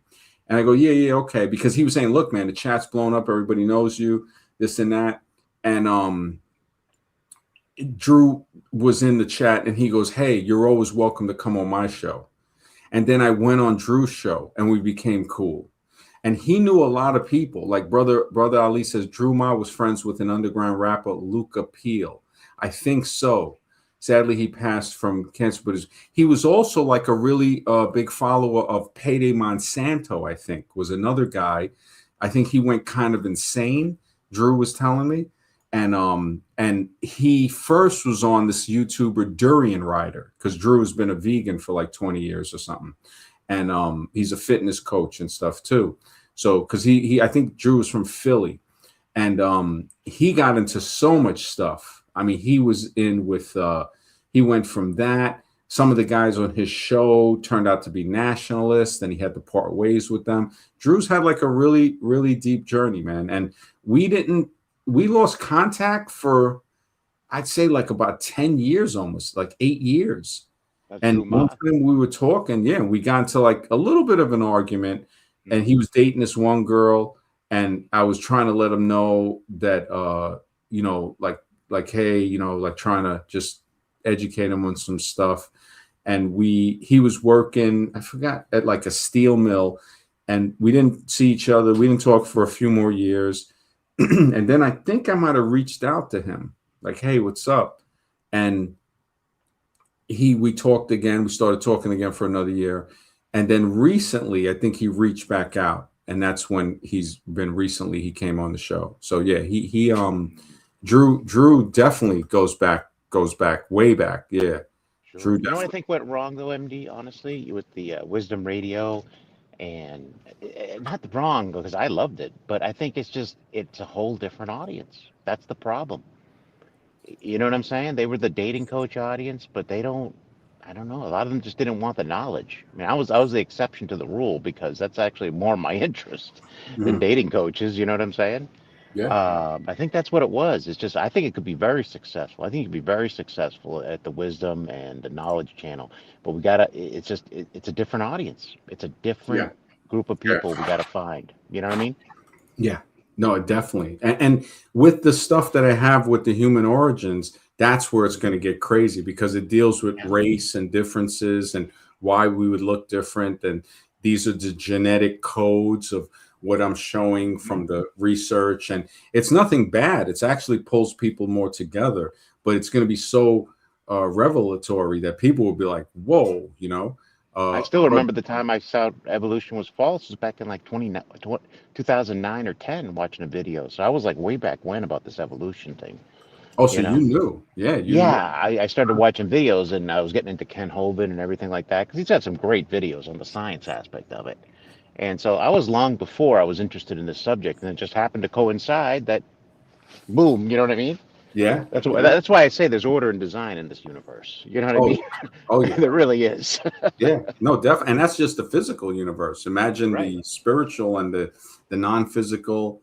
Brother Ali says he was. I used to talk to Luca. All right, so he was wow on the phone almost regular. Luca became a Muslim like shift, and then he became Catholic. Luca dropped off the radar with his wife, and then passed back in 2018. Wow, I got to talk to Drew about that when I speak to him again. Sometimes we speak before work in the day because he does he sometimes he'll be free in the early hours and he'll call and we'll talk. Mhm. But I'll definitely wow, I didn't wow, that's something.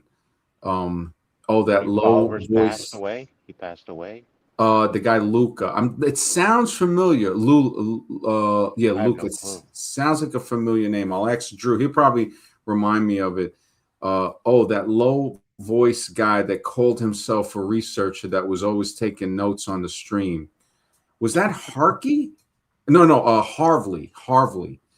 Um, Hardly. the low voice guy that called himself a researcher that was always taking notes on the stream. I'm trying to think of who that might have been because I I have remember no idea. Jawara. I remember like guys that were with us from the beginning. One guy that had a little beef because I called him out on the game. The first stream I ever did was Dippin', Red Pill Rebellion, and me. I remember Jawara was in the chat, Tony Snow, and that was like May. No, matter of fact, I think that might have been like March of 2020.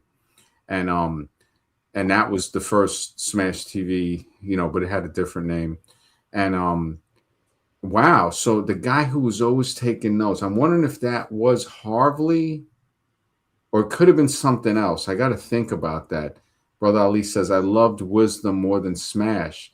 Mostly men care about sexual dynamics rather than, yeah, man. Wisdom was Yeah. way, I mean, I was thinking about changing either the name back to Wisdom Radio or something different. Luke Appeal. Yeah, that was his name. Yeah, Woody betrayed us, man. Woody Johnson. Yeah, man, he betrayed us. Yeah, he went with the prune.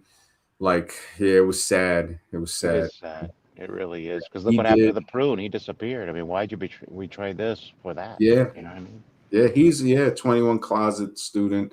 Him. Who else was it that betrayed us? It was him. I think Wilhelm. Wilhelm was another one that used to come on camera. He was kind of odd. He was like a lost person.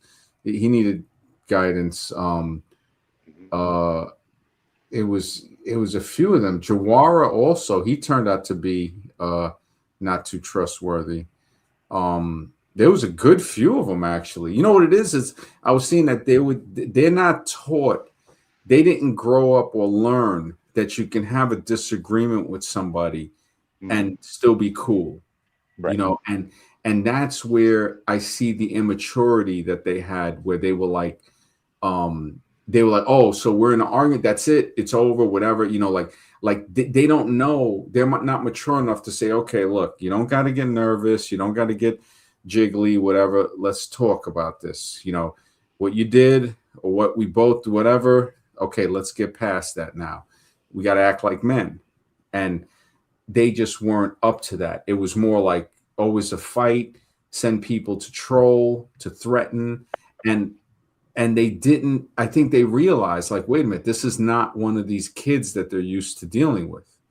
even though I still have a very young spirit. Like I can relate to a lot of stuff that 20-year-olds can relate to, but also I can relate to stuff that older people relate to. And yeah, they didn't realize that. I think they caught them off guard. I wonder if those inkwells we used to have on were neurodivergent. Yeah, a lot of them were spurgy. Yeah, they were spurgy without a doubt. Without a doubt, they were spurging. I mean, Lasagna got Harky to spurg one time. I remember on a Yeah, street. Yeah, it was hilarious. it was. And Yeah, Harky Harky just, and the hype police. Yeah, dude. oh yeah, he's straight hype police, man. He just he got caught stalking a girl from his high school. Really? He used to keep her picture on his pillow and like kiss it or something. And they exposed him and he got banned from the high school. And he had to graduate, I think, from home or something like that. Because his parents are rich. They got money. Like he has money. And he was talking about he was on the clavicular type of stuff from way back. He wanted to go get surgery. And I mean, he's like a regular looking person, because he showed everybody's pictures and stuff, but he didn't want to come on stream. He definitely has some mental issues. Harky, I mean, the fact that you hiding in the bushes, stalking a girl from high school, I mean, that says it all right there. And Yeah. I don't know if I still got the article or some people sent it to me and stuff. Caduceus even sent me one of the articles. And so, and the fact that he was like a 19-year-old virgin or something, like 20-year-old, and that's not really bad. It's just that he was so socially like odd, that it's not wrong if you're still hasn't had that encounter. The thing is that, okay, are you like a creep, or are you able to talk? Brother Ali says, I have mild Asperger's and mild ADHD, but my parents had amazing social skills and pushed my comfort zone. Ended up with physical and sexual relations later. Thanks, mom and dad. Yeah, man, it has so much to do with the adults around you to deal with it, to say, hey, this is how you deal with it. Like their amazing social skills. Yeah, man, it says a lot. It's like, but yeah, with Harky, also, I think him growing up in this era of the looks maxing thing, and he was just totally fixated on that. I mean, fixated to the point where that's all he thought about. And then Lasagna, we tried to hook Lasagna up with him. Even Koala, that was when Koala used to be cool, and Harky must have sensed something with Koala, and he was like, nah. He goes, Koala was too thirsty, like, trying to get him to go to Mexico. And I'm like, yeah, that's kind of odd. And now that we know more about Koala, we say, okay, Harky was right about whatever feelings he had on being hesitant on going there with Koala. And yeah, I can understand that. I can definitely see that. But I hope, I mean, if I did start it up or somehow, I don't know if the old crew would still be around, maybe. Yeah, but that's the thing. It's not the yeah, same. It's a different time. It was it's a totally different time. time. Yeah. I mean, doing the human origins thing, especially with the genetic research and the biology, it's kind of like people can't argue with it, but I know people are still gonna be in this mental state of immaturity where you can present the evidence front and center, and they're still gonna believe what they're gonna believe. Oh yeah, And but I don't think it's about, like, say you go on the tacos channel. I don't think it's about convincing anybody. It's just about promoting your ideas. That's all it is. It's not, you're not there to change anybody, because it's just promotion. You know what I'm saying? If you're gonna put up, because I know you're gonna put a lot of heart and sweat into this book, and but get it out there. You know what I'm saying? yeah, I was Yeah, actually thinking about like short, like making it just brief, just to get it out there, just to say, okay, right. I agree. yeah, it just yes, Koala's definitely scamming. Yeah, straight Mexico course. Yeah. Hopefully I can have it, because these last few, like, it's been 5-7 days. I haven't really been able to do too much, and I really wanted the intro to be more gripping when I wrote it. And as I reread it, I said, yeah, I think I need to just change a few things, like just to make it the preface, because I'm doing a preface and then going straight to chapter 1. So, and then it might only be maybe 4 chapters, but 4 chapters that have sub chapters. So it would really be like 8. I would want it to be 12. So at the least in ebook, which is much more pages than if it's 50 pages, it's actually, when I put it into print and I change the margins, it'll come out to like 85, maybe 90 pages. So that's still a lot, but I want it to be where somebody can read it and reread it, because the information is very thick. It's to say, okay, so you're telling us here that the genetics, that we all come from this type of template. And the whole out of Africa theory and everything has been totally debunked, but there's a lot of people that don't know that. And to say, look, this is not debunking anything, or it's nothing against anybody of any color. It's showing us that the out of Africa theory, people have to understand that that is trying to be very, it was created on like a racist propaganda thing to try to put people of color closer to being non-human. And I'm saying, no, with the genetic evidence that I've uncovered 12 years ago, and I called up the doctors of ophthalmology, I talked to companies, and I even had to put my name on certain forms to say, look, okay, here, I'll submit a form as if I'm coming as a patient. I'd like to know about your process to find out about this genetic thing that you know. And when I spoke to them, I said, so okay, so you're telling me that this is a fact. Then I did more research, medical research, to say, okay, it is a fact. And going into blood types, going into how melanin affects the body, going into the texture of hair, on why people have different textures. When you look at the model of what would be Western Asia, which some might call Europe, you have the most diverse color of hair that you see. I mean, you see blonde, you see red, you see brown, you see black, you see different in between. You see, holy smokes, this is a lot of color that we see. Because it's not MD. Like, I thought your Nightmare and Sperm Suit was a great piece of work, but it needed to get out there, and I just don't think this platform or the people from the past really apply. If they're not interested, they're not interested. You got to find. And if I see somebody, I'll let you know. You know what I mean? Definitely, if I see somebody. But if you got to find a platform where that's the topic of interest. You know what I'm saying? Yeah. Like-minded people. Yeah, definitely. I mean, Scribe was telling me, he goes, look, man, you got 4 books. He goes, come on. He goes, it's like you did all of that and you're going to, walk away. I said, you're forgetting to mention I got 2 more books in the other field. He said, yeah, but they don't really compare as far as, stuff. I said, I'll tell you what. I said, 4 books. I'll tell you what. Sell those books. I said, and whatever profit comes, I'll split it with you. You're talking about the dating books. Yeah, all of the dating books. Yeah. But here's the problem too. Can I just send something to Azarun? A lot of your followers from the past, they love the roast, but I noticed they didn't buy the book. Yes, exactly. That's true. I mean, So how profitable is that? You know what I'm saying? Yeah, it's not really. Yeah, and that's why I told him. I said, look, if you can do it, great. I said, what I really need, if somebody really, because he was saying he knows my monetary situation. He's like, look, man, you gotta make something. You gotta eat, man. And that's and why I I'm think like, you got to get out there. You got to get out there and start doing debates. Honestly, even if it's that's the only place I can think of right now, especially for Human Origin, is the breakfast tacos. But I'm just saying, get out there. He had some pretty good, and this is why I wanted to change the name to something that's more serious or something that's more evidence. I mean, I was thinking about calling it the evidence room. I don't like the 3 words, maybe just evidence room, but because then somebody could say, okay, we got the evidence room here, or just calling it maxed out, to say, okay. But when somebody says, okay, well, what's his channel? American Zombie. It doesn't have that ring. It's like, oh, sure. Yeah, it's sort of like, are you guys serious? That's the name of his channel, And and I was like, okay, so it's either Evidence Room, Maxed Out, Wisdom Radio. I was thinking of taking it back to, but again, that's a little dated.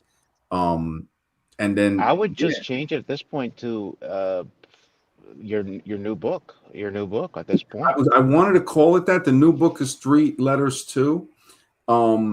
It's possible because with the new book, I have 2 other books lined up because it's enough to make 3 books to say, okay, this is the origin story according to genetics of humans. This is the second book of where we might have been, where the experiment might have taken place. And then the third one is about what we see on Earth, the life, and how, like kind of putting into perspective how civilization and stuff seems to be, like everything seems to be kind of an artificial construct that we didn't create. And Brother Amaze says, Boom says, MD could have easily been a great voiceover actor. You have that radio voice. Thanks, man. I appreciate it, bro. I really do. I mean, I would love to be a radio host. That's why I'm doing it every day at night, to be a radio host and an author as my employment. So I figure between the two, if I could support myself and eat, to say, okay, with book sales and with the YouTube, because that's why I had monetized some of the videos. You don't get much, maybe $2 to $4 a stream. And so, but I don't monetize it now during the stream, so people don't have to watch ads. And but after the stream, I monetize it. So it's between $2.50 and $4 a stream, which is not that much, but it at least helps pay like a bill, if the whole thing comes through for the next month, because you don't get paid until like a month and a half later. And that's why I was like, okay, I got to be kind of just abiding by the rules, saying, okay, with the human origins topic too, it's safe. That's the other thing. It's pretty safe because you're not, the dating thing can get very, very volatile. Like, I mean, we already saw with the Fresh and Fit thing, but he started attacking people and he just went to the total race grift now. That's, I don't even know what to say. Even they changed their grift. Even they're changing. They changed it totally. Like, it's dying out. The dating thing is just dying out completely. Oh, MD? Yeah. The thing is, you used to always say that Andrew Tate is a fraudulent person and there's something wrong about him.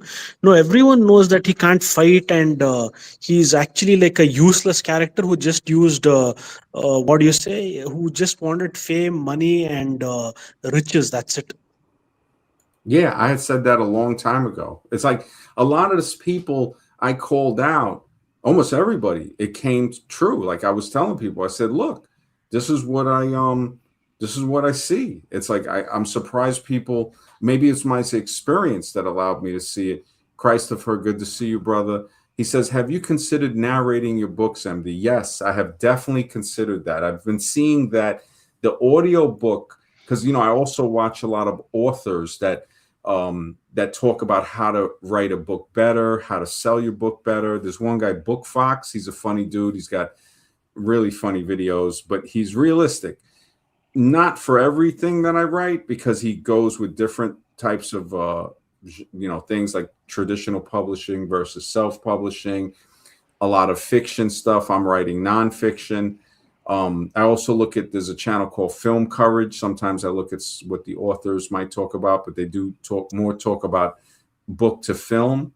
But again, you got to have the book first. So I do consider, like, I don't want, because like Amazon gives you the option, I think, to press a button and it audio narrates it with automatically narrates it with AI. I'm not sure, but I would rather narrate. And I hear what you're saying. That's why it takes a while. I mean, just reading the intro to American Zombie was like 8 minutes. So I'm like, okay, now I opened up an ACX account, which is Audible. So ACX, the way Kindle direct publishing will publish your book on Amazon through Kindle. For your audiobook, for Audible, you got to publish it through a company, I think, called ACX. I think that's the name. So I have to upload the MP3 files. It has to be very strict. So you can't have more than a 5-second pause of silence. So if I'm reading off a chapter, I can't pause more than 5 seconds. Like I would say even 3 seconds, 4 seconds is cutting it close. All of the words have to be very close to the same audio. You can't have spikes, so you can't I guess talk and then raise your voice too much and lower it again. They don't want that. So it kind of like just reading through the rules kind of discouraged me last year, which I was going to do it with Nightmare on Sperm Street and read it out. And another thing that kind of discouraged me was I said, man, when I read out Nightmare on Sperm Street, I know it's going to open up a whole new thing where I got to edit stuff because you will catch more mistakes. And I said, man, then it's going to turn into freaking months of work, which it could have been a couple of days of audio recording. So, but you're right, Christopher. I need to really narrate all of my books. Yeah, all of my books. And yeah, I could have, I mean, hopefully I can still be a great voiceover actor, man. That would be great, man. That would be great if I could. If, I mean, when I look at other radio hosts, and this is nothing against them, I know a lot of them that I'm just naturally a better radio guy. Like I just have something, or maybe because I've had so many conversations with people throughout my life. Maybe it's the writing, like Mr. X is saying, combined with it. So it's keeping up my academic prowess sharp. So one, my conversation skills with one-on-one and even more than one-on-one, I can hold a conversation and speak with people. And I know the content that I'm talking about. So that's another thing. The other one is I have written books. So I have that. And just also just a natural, there's part of it is a natural ability because you can train and become very well. You can be a very good radio host. But I think the fact that I never was trained in it and I never did radio until, like I did Blog Talk Radio, but I don't even look at that as professional. I mean, that was nothing big. But yeah, I mean, I would have to narrate my books. I don't see, I mean, part of me, yeah, AI is a lot easier just to press button and have it up there. I would feel better. I'll try it to see if it can upload and take what I say on the mic. And if it does, great. I think it would be really good, man. Yeah, I really do think. Yeah, I just I got to look into it to see what are the options. With the human origins thing, it actually takes me in a different direction, which I'm actually more. It's kind of where my heart's at this moment. The dating and relationship stuff. Exactly. Yeah. It's still there, but No, yeah. I can tell it in your voice. It's not there. I know Scribe's begging, but I can tell in your voice. It's not there. Yeah. It would not be the same like the old days. The old days you were rocking because your heart was in it. You Yeah. really want to call these guys out. Now you got other interests, which is normal. It's part of change of life, not maturing, but change. You know what I mean? You find other subjects that are more of, I don't know, where you want to be. I mean, this is kind of where you wanted to be, I think, all along. Yeah. I Yeah, mean, definitely. Because I had mentioned to him, I said, look, I started doing knowledge. I said I was doing streams. right. That's when I met Drew on Blog Talk, and he was like, oh, okay, you got a YouTube channel. And then Google bought YouTube, and that's what got me to step away from YouTube for a few years. Because I was like, oh man, it was really nice it was much more like Wild West type of stuff. Yeah. There was no banning video. I mean, it was ridiculous the amount of stuff that was on that was allowed. They had the 5-star system. There was no thumbs up, thumbs down. Yeah, but the only thing was you couldn't really make money. So I think that's where a lot of people were like, no, if Google buys it, it's better. And the biggest, the highest YouTube channel back then was like only 3 million subscribers. This was like 2009, 2010. Now you got people, the highest one is like 200 million, I think, or Mr. Beast might be 400 million or something. True. So you got people over 10 million subscribers. Like you have a lot of people with over 10 million subscribers. You have I mean, it's countless millionaires on YouTube. You have people that have 100,000 subscribers that have made $1 million. So it's like you can support yourself on YouTube. So it's sort of like, okay, if you stay within the parameters, and it's basically your employment. So you have to abide by certain rules. But I told Scribe, I said that tests that gives my intellect a test. So it tells me that, okay, are you smart enough to make videos that can stay within the guidelines? Are you that smart? And I'm pretty sure I am. But you know what? I think, and this is my honest opinion, I think the guidelines are just to keep the little guy down. I got to be honest with you. You know what I mean? It's like the top producers are kind of chosen because now, remember, in '09, it wasn't as much of a threat to cable TV as it is today. Now it's kind of taken over. It took over. It beat out it took over. Netflix. It beat out Netflix and cable like 2 years ago. Right, and they only want the certain players to be profiting, and the little guys, they're kind of suppressing a little bit with these guidelines. They really are. Because I've actually, believe it or not, I've seen videos of naked yoga with these hot-looking women, and they had it on YouTube. No problem at all. They're naked. So come on, it's like, wait a minute, where are the guidelines now? You know what I'm saying? That's crazy. Holy Yeah, you can look up naked yoga, and you'll see it. It's like, oh, well, there goes the guidelines. So it's like, I think the guidelines are just, it's for certain, it's for, it's like the law. There's people who are above the law and people who have to follow the law. You know what I mean? That's kind of what they're doing. I noticed that. They, like squeezing out the competition in a way, Yeah. Wow. Yeah, yeah, I think about it. It's like, I guess there's also a way, like reading in between the lines, like to say, okay, can I adapt this? Can I make it work? And I think these people, like you were saying, that do like the naked yoga and stuff, maybe they have it to where they're like, okay, this is allowed. And then if YouTube comes and says anything, they know the response. So they know, like, okay, this is the way I got to do it. All right, I do see the naked yoga thing, but they're keeping it in a way where it's a side view. They're not showing frontal nudity.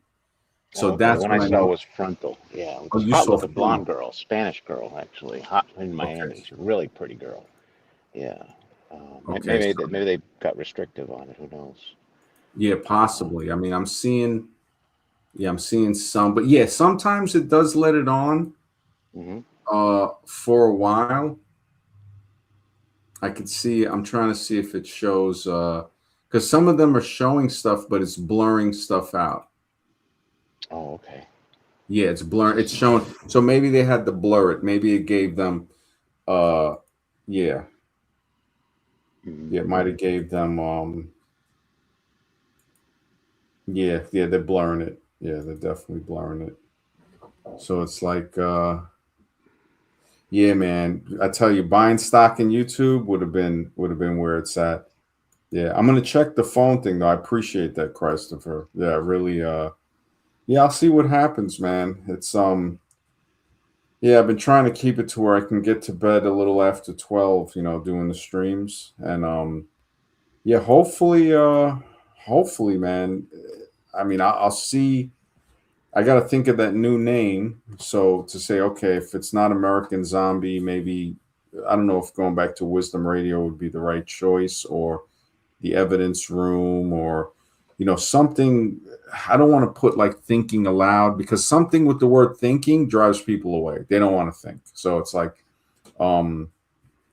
Human Origins is kind of a word that doesn't pop really. So yeah, I'd have to look through it and think about it. But yeah, man, I appreciate you hanging with me for a while on this.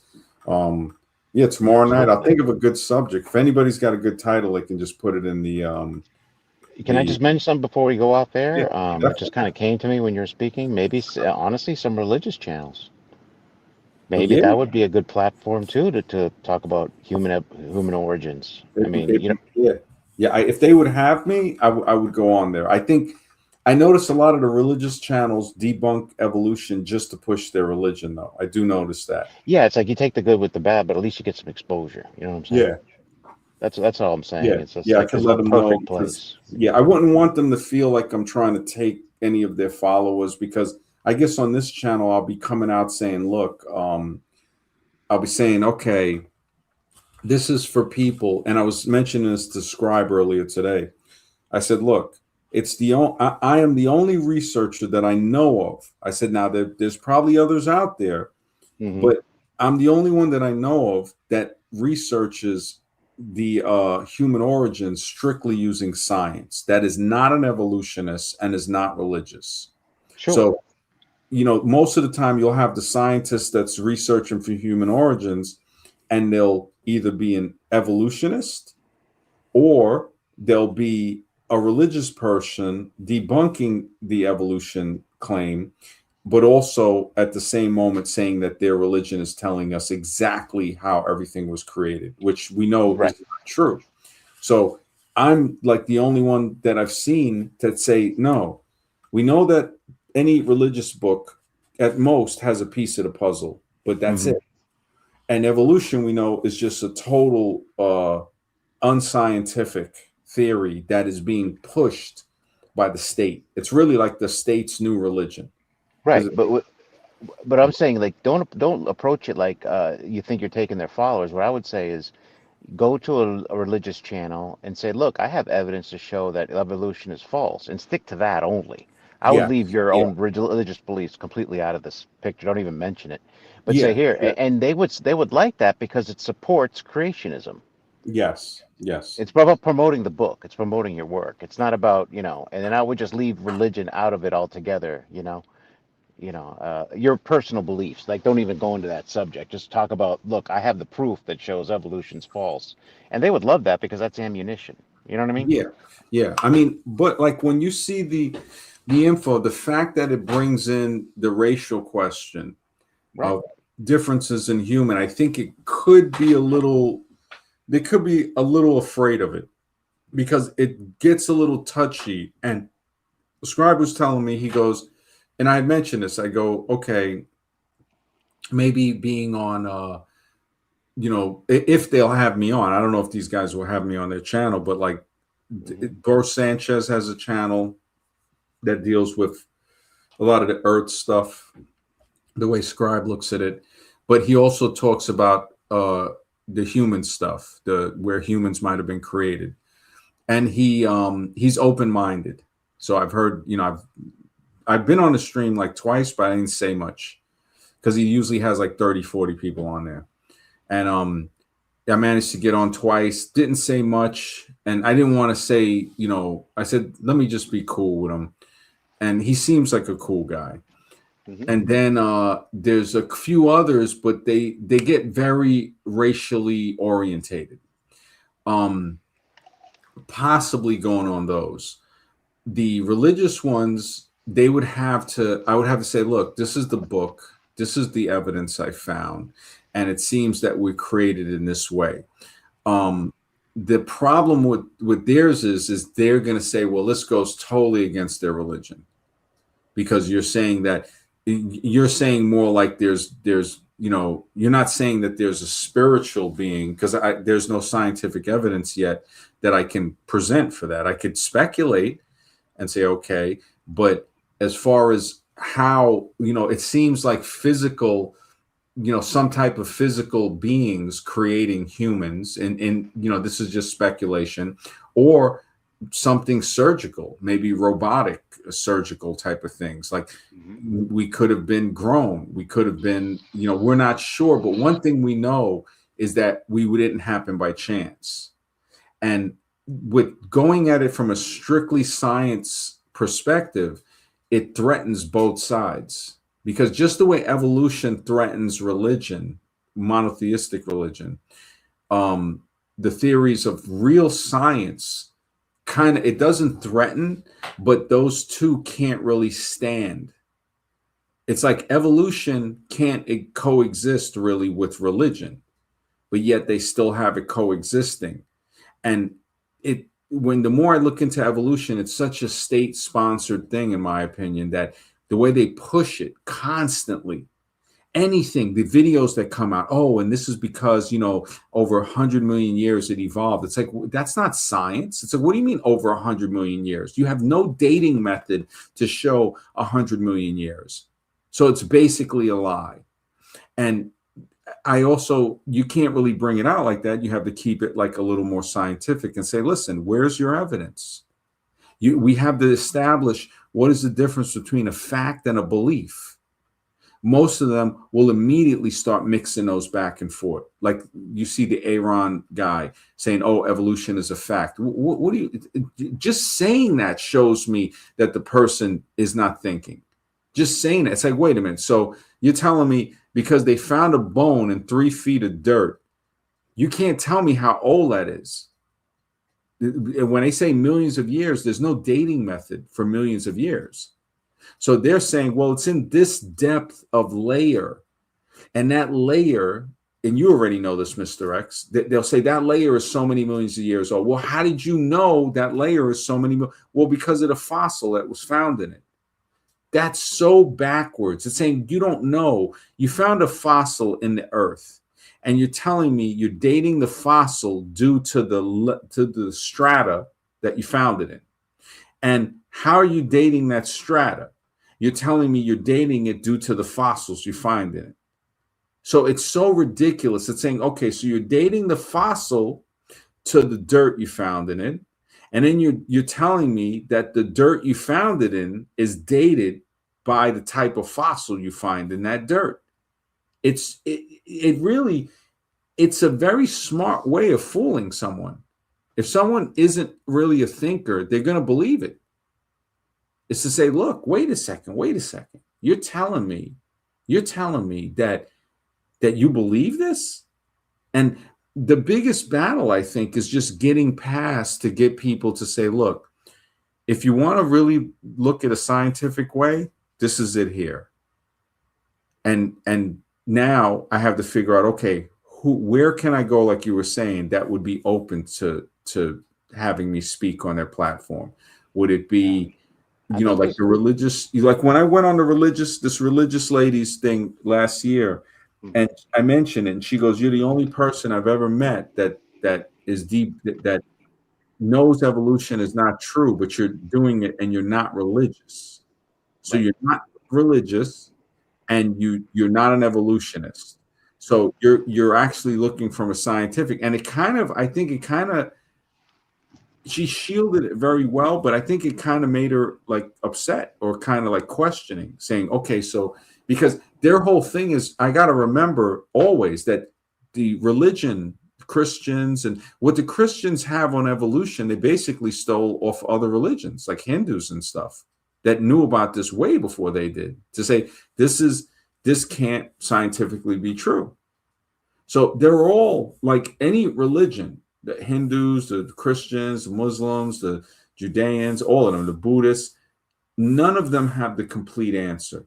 And anything I bring forth seems to be a threat to their present system of control over their group. And when we look at the top of any religion, we see that the main purpose is to control, to try to keep the person under control mentally. So I have to remember that I'm kind of standing on my own. I don't know. Maybe publishing the book will let other people know, like, oh, wow, finally, there's somebody here who's not going to try to run and say evolution did it. And they're not going to run to a religion and just tell us, oh, you got to believe that this book tells you the truth. No, we're trying to search for truth. We are searching for truth using the science, the scientific method, to make our way through genetics and make our way through what we see every day. And that brings us closer to a very realistic answer of where we came from. But in getting to that answer, what I've noticed, more questions pop up. Yeah, because I don't think it's scientific. I don't think it's scientific. The beginning can't be scientific, either way you slice it. I think anything can be explained scientifically. Like, why couldn't it? Right? It's like, okay. Not our existence, not our beginning. It can't be. Well, the beginning the beginning, I don't think anybody's going to be able to, because we already know infinity, it goes back to, okay, well, who created that? And then who created that? So that is definitely something that that's a mystery that just has to be lived with, just like the mystery of death. To say, okay, we can speculate as much as we want. We will never know the truth until we get there. And if you get there, you're not coming back. So it's like, it's very like, and I've looked into a lot of these myths of, you know, certain people, they say, that have went to the underworld and came back, and they never came back the same. I think there's a handful of characters. Gilgamesh, I think, when he went to the underworld trying to save his friend Enkidu, which could be the character Noah, we're not sure, or Enoch, when I think his grandfather might have been Utapishtim or something like that. It's a Sumerian tale where the whole Epic of Gilgamesh, they said, it has like some stories in it that's reminiscent to the flood of biblical books. So piecing it together and saying, okay, well, this religion has this piece, and they talk about this, and it's much older than this other one. So what happened between this one and the one that's 2,000 years younger, you know, it was changed somehow. And looking at the differences can tell us a lot, to say, okay, why was this changed into this? Why was multiple deities changed into a single deity? What was the reason for that? Now, all of that is still speculative. What I want to stay in is the genetic part, is to say, listen, this genetics right here don't lie. Well, and also I can bring up some of the evolution stuff, like when people say, oh, we're 2% close to a chimp. And I'm like, well, that's not true. If you look at the scientific experiment that was done for that, they didn't count a whole bunch of DNA. They were calling it junk DNA at the time. When you add in all of that other stuff that they excluded because they didn't know what it was, it becomes a 10 to 15% difference, which is enormous. So yeah, there's a lot of things to look into with that. Yeah, I don't know if you're still there, but yeah, yeah, I figure it's getting kind of late, man. It's almost 12:50, gonna hit 1 o'clock. I know you probably got something going on, but yeah, man, I just it's getting late here. You know, every night trying to stream as long as I can every night, man. And Vegan Skeptic says, and when I am astral projecting, it's a 100% difference. Oh man. But yeah, and it's good to see you, Boom Boom, man. Yo, bro, is excellent, man. It's so nice, man, to see you guys still around, man. Really appreciate that and all the support, bro. Tomorrow night, I'm going to think of a good topic, and I should start streaming between 9 and 10, usually every night. Everybody in the chat, man, thank you so much for the support, the comments, everything, bro. Mr. X and everybody else that has been on the panel tonight, I thank you as well. You guys take care. Have a great night. We'll talk real soon.